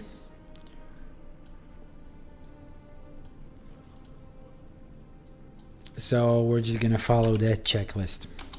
Aurene's Fang. Hope from this group. Okay, are you planning to do Hope as well? You got Chuka and Champawat? I mean, on the one hand, I kind of regret making the Dreamer. The problem is, okay, yeah, they are very fun weapons to go for in terms of like even the collection involvement and stuff. For that, I cherish them a bit more than basically any other legendary in the game. I'll be honest with you. So for that reason, Chuka and Champawat is kind of, I'm kind of regretting making the Dreamer instead. Because I'm never going for another short bow. I'm sorry, no, that's incorrect. If I'm ever going to go for another short bow, it would have to be Generation 3 weapon, because from what I understand, there are like 8 APs connected to that one. To like having a full collection of Gen 3 weapons. There's no such thing with Gen 2. I mean, obviously there's the collection for the precursors, so we might do at least the precursor at some point. But then, I mean, what's a precursor for if not for a legendary weapon? But you know, in the very, very, very distant future, we might do it for the skin itself. Who knows? Anyway, let's jump into that Aurene's Fang thing. Yeah. First of all, we're gonna need a Gift of the Dragon Empire. Is that one actually Mystic Forged? Yep, this one we will toss into the Mystic Forge. So, I'm guessing, you know, Arborstone is as good a place as any to start doing this. So, in order to craft the Gift of the Dragon Empire, we will need 5 of the Blessings of the Jade Empress that we bought earlier on the stream. The 2 extra are going to be then for the Precursor, if I'm not mistaken. We are also, and this is a good change at the Mystic Forge, we can pull the rest of the materials directly from the bank, if I'm not mistaken. Or at least from the collect. No, this is pretty much the bank as well. The bank tab view. But not from the collection, sorry. Yeah, not from the materials. So we will have to take them into our inventory. So that means 100 Jade Runestones. Not Jute. Hell. This Freudian thing. 100 Jade Runestones, pretty much emptying our pocket. Then we're gonna need some pure Jade, just like 200. And then we're gonna need some Ancient and Ambergris. We do have all these materials pre-prepared. Prepare already contains the prefix. Anyway, let's dump it all in. Did I really just withdraw 20 chunks, not 200? My time is precious.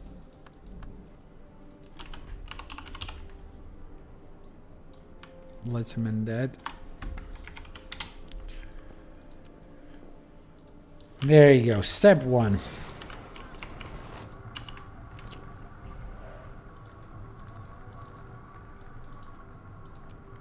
So the coveted Gift of the Dragon Empire. Now, then the Gift of the Dragon Empire is eventually going to be combined with a Bloodstone Shard. Bloodstone Shard, which you can get from a Mystic Forge Assistant. Definitely not something that I would have bought ahead of time, even though I could have afforded it. But you know, it's better to have a currency in the wallet than an item in your inventory. That's what Sun Tzu would say.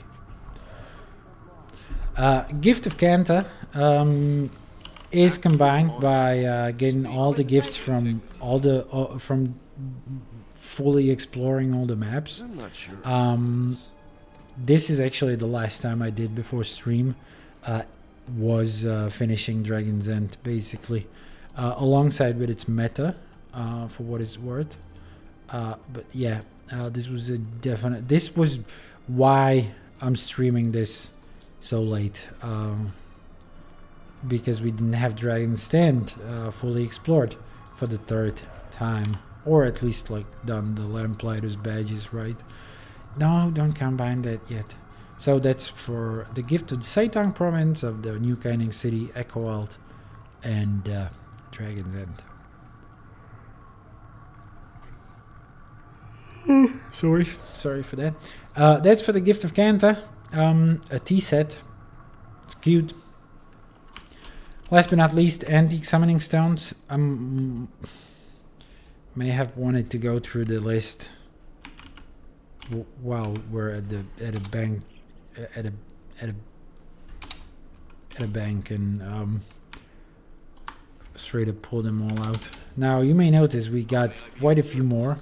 These are very valuable items that you can easily sell on the trading post, and sometimes it's very easy to get them, like supplying like a single rare fish. Thank you. Let's see this. No, hold on, that's for embroidery, right? Oh, but these are bought at this merchant basically. For it's like you can buy one for a gold and sell it for a gold 50. It's a no-brainer purchase, right? At least, and I guess it's gonna be like that for a while.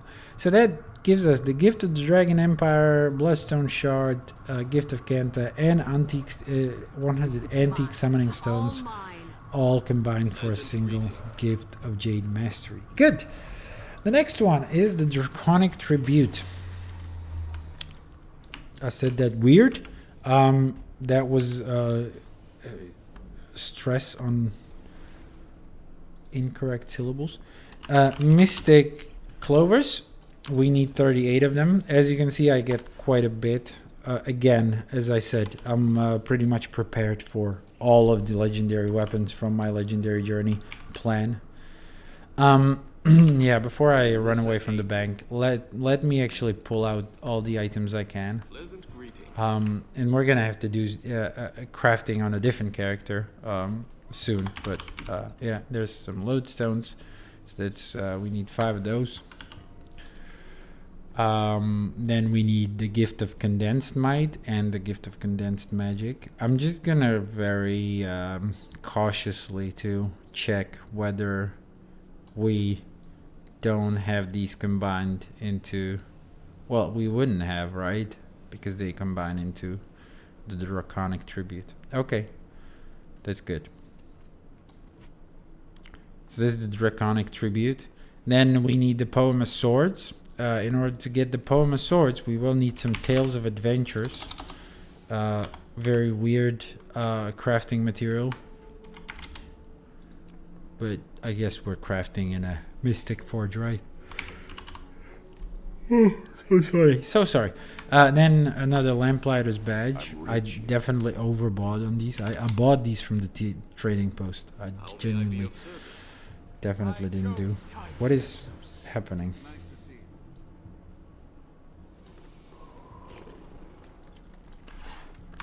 Why did these look like they unlocked? What the fuck happened there? Anyway, then there's the Deldrimor Steel Sword Blade. Okay. And this one is actually created by... Hold on. The Poem of Swords. Is it Mystic Forged? Yeah, it is. So we're going to need Deldrimor Steel Sword Blade. That one will have to be crafted by a different character. So will be the sheet of premium paper, I guess. But that's that. Should not have abandoned the bank just yet. But we are going to need another thing, that's the Mystic Runestone. In fact, 100 of them. Let's buy them right away. These don't... Oh, they can be deposited as materials. Could have bought those ahead of time. They wouldn't have been clogging up my inventory. Then there's the Gift of Research, for which we will need a total of 250 thermocatalytic reagents. I'm probably going to buy those with the guy who's crafting. The crafting guy.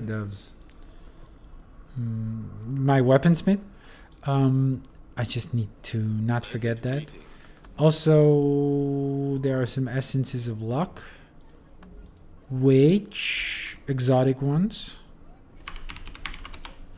I think I've left on a different character.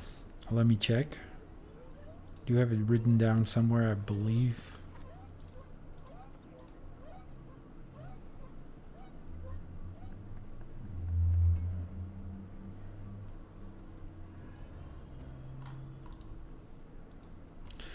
I may have left it on our weaponsmith already. Okay, you know what? I'm gonna put this in the bank. Let's switch to the weaponsmith, who's ultimately gonna be the one to do this, right? Also, let me check. Gift of the Mists. Whether I haven't crafted ahead of time. Time to do some real damage.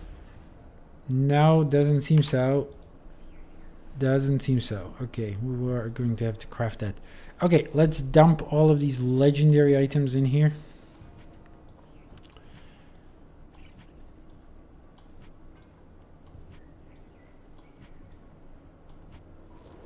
And make sure to retrieve them with the appropriate character. That is our weaponsmith. Now, that's Gore. Gore Bluntex. Don't know where this guy is at. He's in Dragon's End. What is he doing here? I don't know. He definitely wasn't the one exploring it here. He did the meta at some point. I just wanted a credit for a warrior doing the meta. So I guess you're also going to move into Arborstone? Well, I cannot because I don't have Arborstone explored with this character. Let's do it in trading. Oh, sorry, Lion's Arch. Classic setting for this legendary crafting at this point.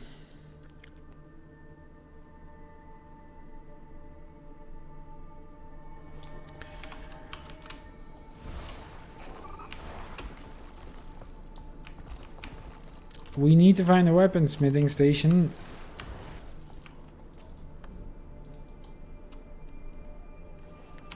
Craft the Deldrimor Steel Sword Blade. Steel Sword Blade. There you go. Just enough materials.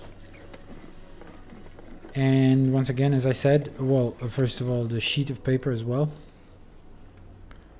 We got our crafting items non-AP thing. Premium, huh? Sheet of premium paper. Who can craft that? Is that only scribe? It seems so.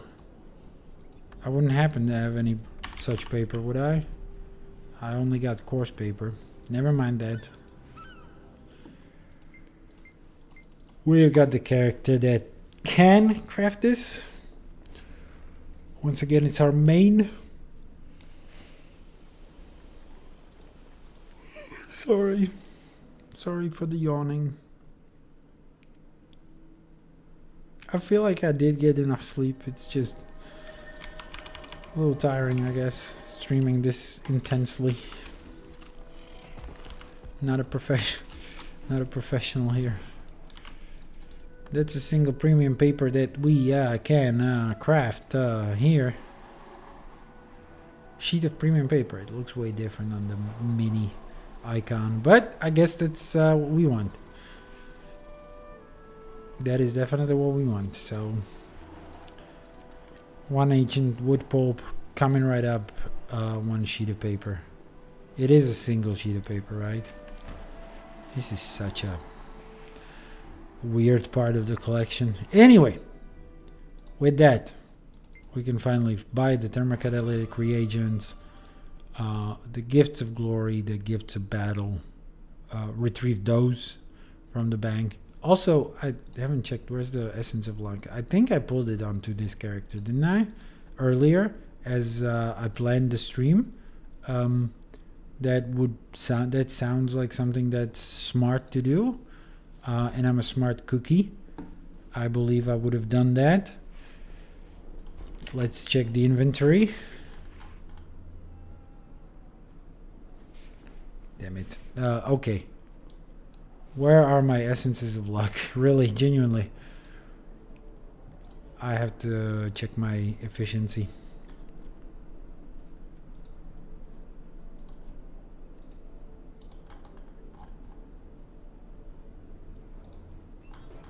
These things always happen, man. Essence of luck. Yep, the character I thought would have it has it.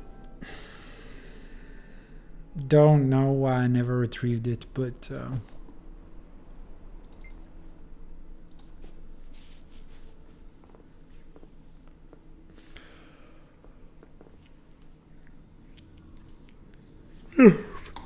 okay, we got the shared item slots.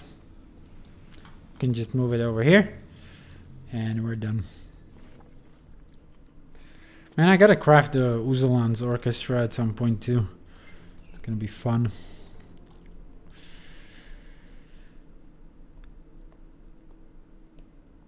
Okay, one more time. Thermocatalytic reagents, and then we need hydrocatalytic reagents. I believe we need to buy those at like a research. Oh, we can actually buy that at Master Craftsman. So whoever, weaponsmith, This is a bad time give to it be to me. traveling. Yep, they do give hydrocatalytic reagents. We're gonna need 50 of this item, which is a stack of 10, for a total of 500. Let me double check. Yep, 500 hydrocatalytic reagents, which costs a whopping 2,500 research notes. It's disgusting. But no, not that many. I almost fucked that up. Yes, at least I have the checkbox there. That's good. Or sorry, rather, I never used that checkbox. That was the smartest decision I could have ever made.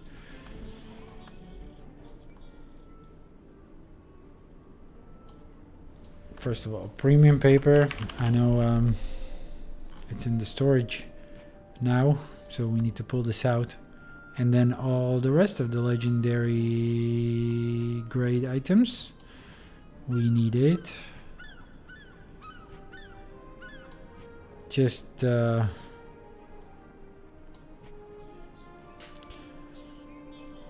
diligence, right? Okay.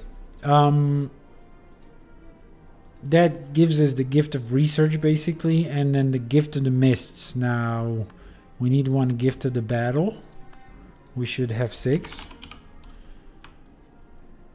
That is indeed correct. Then one gift of war, which I don't remember where we get. I'm guessing we're buying that from a merchant. That's from Miani, isn't it? Or any other Mystic Forge attendant. But we will need... well, we can leave it here. What we will need also is to pull some gifts of glory now. I put them in my private guild bank. Let's retrieve those. Should have retrieved those, I guess, ahead of the stream. But yeah, I checked my private stash.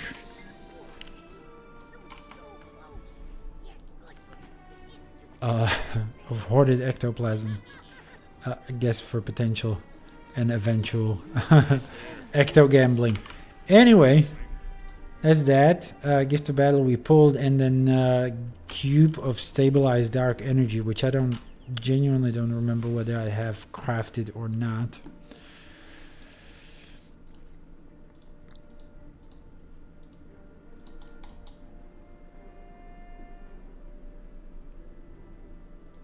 These waypoints take forever.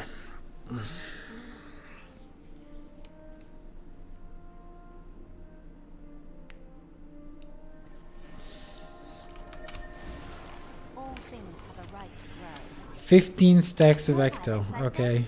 That felt like what I have in my guild bank, actually. I don't... Is that... What's one row, actually? 1, 2, 3, 4. That's 10 spaces. Okay, maybe I don't have enough ectoplasm, actually. But ectoplasm just keeps dropping, right? That one keeps piling up all the time. What was we... Yeah, what were we checking? Cube? We don't have the cube. We do need the cube. I will check Guild Wars efficiency one more time. Make sure we... Nope, we don't have it anywhere on my account. That's good. That's how it should be. So, one more time for the weaponsmith station. Cube of stabilized dark energy. We can craft one right away. There you go.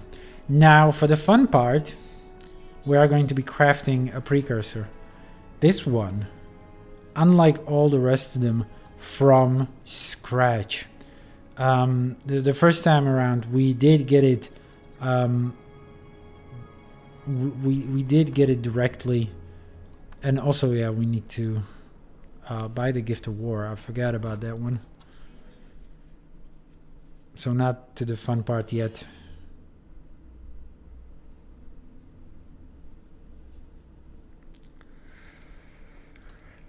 Now, yeah, Dragon's Fang, that's what the precursor's name is going to be the first one that's crafted basically with, first of all, buying the recipe. We never bought one before, and I believe we did buy one. We did buy one. 1 second.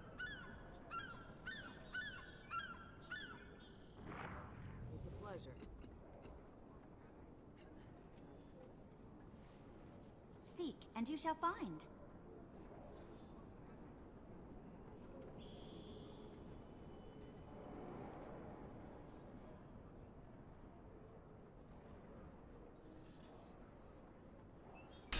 All right. Anyway, sorry for that.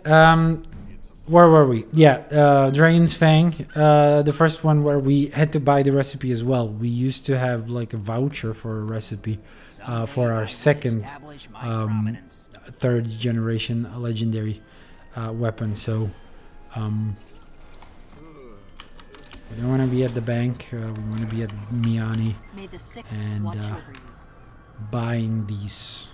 Gift of Glory, Gift of War. There you go. And then for the fun part, then. Could have bought this later when we were flushing materials, right?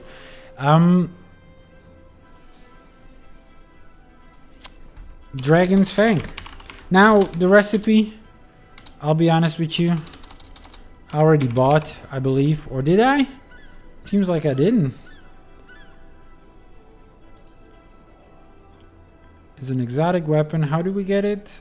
Sheaf of Recipes, Dragon's Fang. We didn't buy it, it seems. I thought I bought it already. Let me just check my account again. Dragon's Fang. No, it doesn't seem unpopped anywhere. Okay, let's buy it with a character. I guess I wanted to save it for the stream. However stupid I think the stream it is, but yeah, again, it is the first one I'm doing from scratch. So yeah, we had a voucher for a single precursor right away, but somewhere along the way they gave you also a ticket for a single recipe. So we bought our second recipe from that one. Sheaf of recipes, Dragon's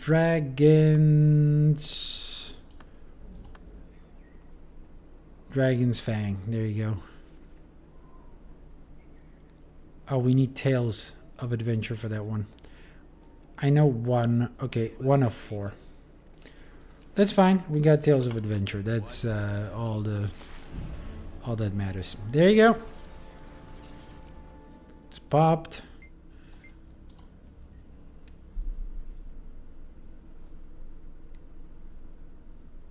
Almost failed on my Tales of Adventure check, material check. That would, I mean, but Tales of Adventure, they can be bought from the trading post. Can they not? I think you can buy them from the trading post. So that wouldn't have been a catastrophe.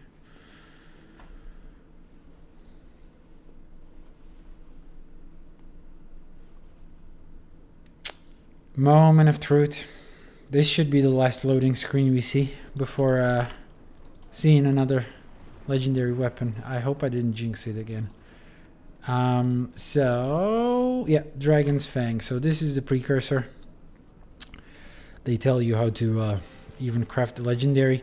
So we need some 100 memories of Aurene. We got that. Transcendent crystal, for which we are going to require. Oh yeah. The hydrocatalytic reagents. We should have bought more, it seems. We need an Eldritch Scroll.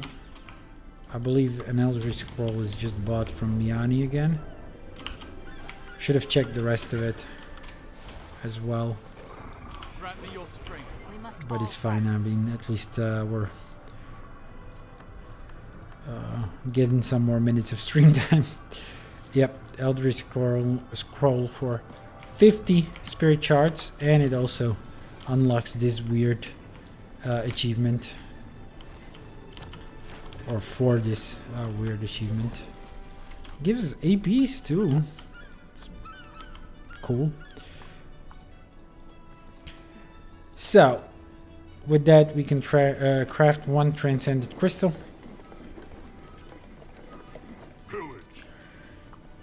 Then fortified precursor sword health out of 20 chunks of pure... Oh, again, I haven't accounted for the chunks of pure jade. Have I? I may have. I did. It's fine. No catastrophe going. Again, not the thermocatalytic reagents necessarily, but this is fine. And we can craft this. And then this thing pretty much needs the same thing, except for another Deldrimor steel sword blade. So we're gonna use 1 for crafting the legendary itself, 1 for this thing. And yeah, that's your precursor. Now you can sell this one, apparently. Oh, and these precursors are a little loftier than your standard fare precursor. So let's replenish some of the materials we've expended. So that's thermocatalytic reagents again. We need 250 of these. On top of that, hydrocatalytic reagents too.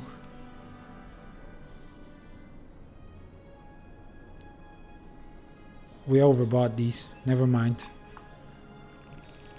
Let's not do that mistake with the hydrocatalytic reagents. There you go. We should be set. We should have everything we need for crafting a legendary weapon. Hopefully now it's all in the Mystic Forge. Let's go back to the recipe from the wiki.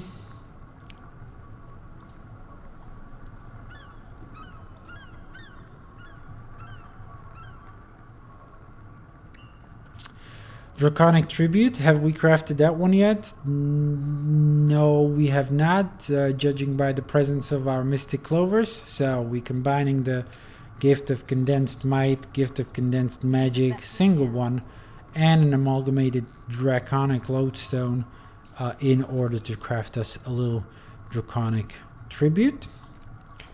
That's good. Then for the next part, it is the Poem of Swords, which we need to first get by combining the Tales of Adventure. There's the sword blade that we saved up from earlier, Lamplighter's badge, and that little sheet of paper, premium paper. Then once we've got this, we can directly use it again in order to craft ourselves a little... Oh, hold on. We need to craft the Gift of Research first, which is made by combining these materials over here. There it is. Gift of Research. Once again, it unlocks towards a different collection as well. And then the Gift of the Mists, by combining the Cube of Stabilized Dark Energy, Gift of War, Gift of Glory, and the Gift of Battle. Standard fare, Gift of the Mists. With that one, we can finally recraft this alongside all the other items into the Gift of Aurene's Fang. Now, unlocking it by unlocking the skin for Dragon's Fang and spamming this into map chat. A little bit of a bragging right thing. We are going to combine these, flush them right down in order to do the legendary sword. Drumroll, please. Get that Aurene's Fang. There you go. It didn't unlock. It's a bit of a thank you. Thank you for the congratulations. I gotta do it. It's a bit of a mixed feeling every time you craft this, because you can still sell it for quite some change. 2,101 111, sorry, gold if we were to sell it right away. Of course, we wouldn't get this full sum. Quite a bit of it taken away on fees, but it's still a pretty good sum. But no, we are definitely keeping this. We are adding it to our legendary armory. Let's lock it. Yes, we are aware of the thing. I don't want to have a destiny. I want to eat half your food and go to sleep while you read. But if I act like a baby now, everyone will remember later. Maybe Vlast was right, and it's better if they think I'm angry. Okay. There's apparently like a whole ass description, or like a whole ass story and a whole ass thing you can speculate about, reading all the description on all the weapons, which eventually, what do you know, eventually might happen. But yeah, there's the weapon. Let's equip it right away, see what it looks like. Let's do it on an alternate build. What is this? This is a spear, right? There you go. Aurene's Fang. This is what it looks like. Stowed. This is what the footfalls look like. It's not gonna do a lot to... Hold on, I have an idea, okay? I have an idea to showcase this. It's gonna be a second. We're gonna utilize the... No! Why did I switch to this character? We didn't need to do that. We definitely didn't need to do that.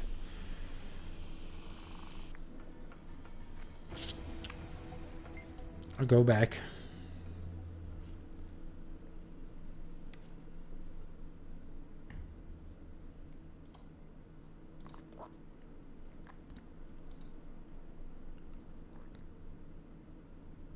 I want to showcase it in a proper context. And we're gonna, I mean, it's a vanity thing, but because we're gonna have to leave it anyway. That place that I have in mind. Yeah, it gives like a little rainbow trail as well, as you can see when we're moving. Very aggressive looking one. Always reminds me of the video remix of that song from. Never mind. Let me get that item. There it is. Mist's Vault access key.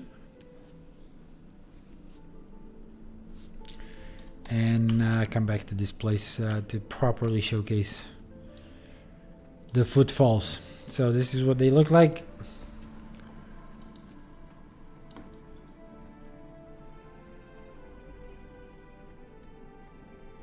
This is a good place to show it. Much better than the Lion's Arch Court. There are little splashes. We've seen these. I'm pretty sure these are identical for every legendary weapon. But there's what it looks like. Hold on, isn't the other thing? No, we don't actually have another legendary. This is what it looks like when you unstow it. What is it called? Withdraw? No, what's it called? When you pull it out. That's just like a little, I guess, is that Aurene flying towards us? Sort of imbuing us, I guess, might be. From all angles, there you go. Yeah, this is what it looks like wielded. This is what it looks like when you swing it around. Again, very rainbowy trail. Much more aggressive, I believe, than Bifrost or Bifrost, which I don't have, so can't quite compare. Anyway, there's one more thing we need to show off, and that is the kill animation. These weapons, of course, have specific kill animations. Again, I believe they're identical for each Generation 3 weapon, but it would feel incomplete without showing it off here as well. So let's have a little look. Let's find... you know what? Let's actually try it out in Kanta and somewhere in Dragon's End.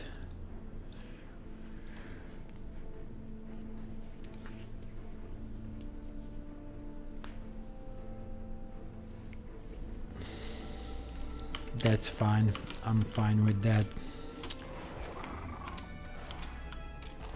Let's kill a void enemy with it. This void file Maw, sorry. And I want to use just the auto attack to make sure it triggers. I don't know if that's how it works. It is random. Doesn't have to trigger every time.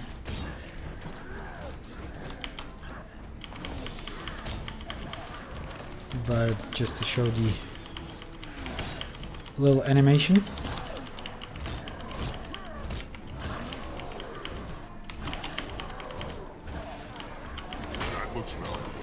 And there you go. Yep. Looks pretty identical to every single one of the other ones. All the weapons. Not too obnoxious, not too visible. But definitely. What is happening here? Ah! Ooh. In the wrong part of town. Let's try to trigger it one more time. Just to sort of milk the most out of this completion. This one should be a little squishier, right?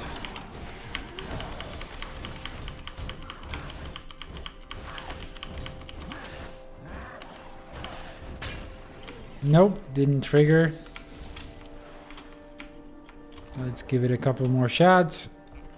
Well, I know what an unceremonious way to end on. But pay close attention every time they die, these enemies. Make sure you blink and you'll miss it.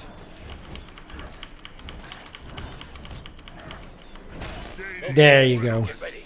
Sort of We're like about to buy Nike south and pick a fight with an elder dragon. style. At the quarry, we'll set off so we can Check reach mark, before whatever. nightfall. Swoosh. Yeah, that's that. That's that from my stream as well. So thank you for watching. Thank you for stopping by, especially Hazel Reinhardt, for sticking to the end.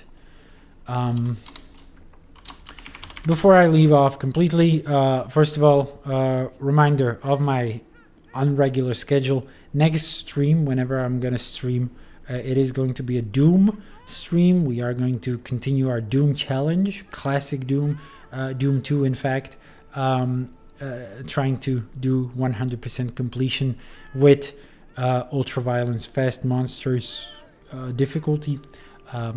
It is tricky like that, so that should be next one. And then the one after that, it's going to be either a Legendary Journey one or perhaps a story recap for the latest patch. We'll see how that shakes out. Either way, the second thing I want to do as well is post some links.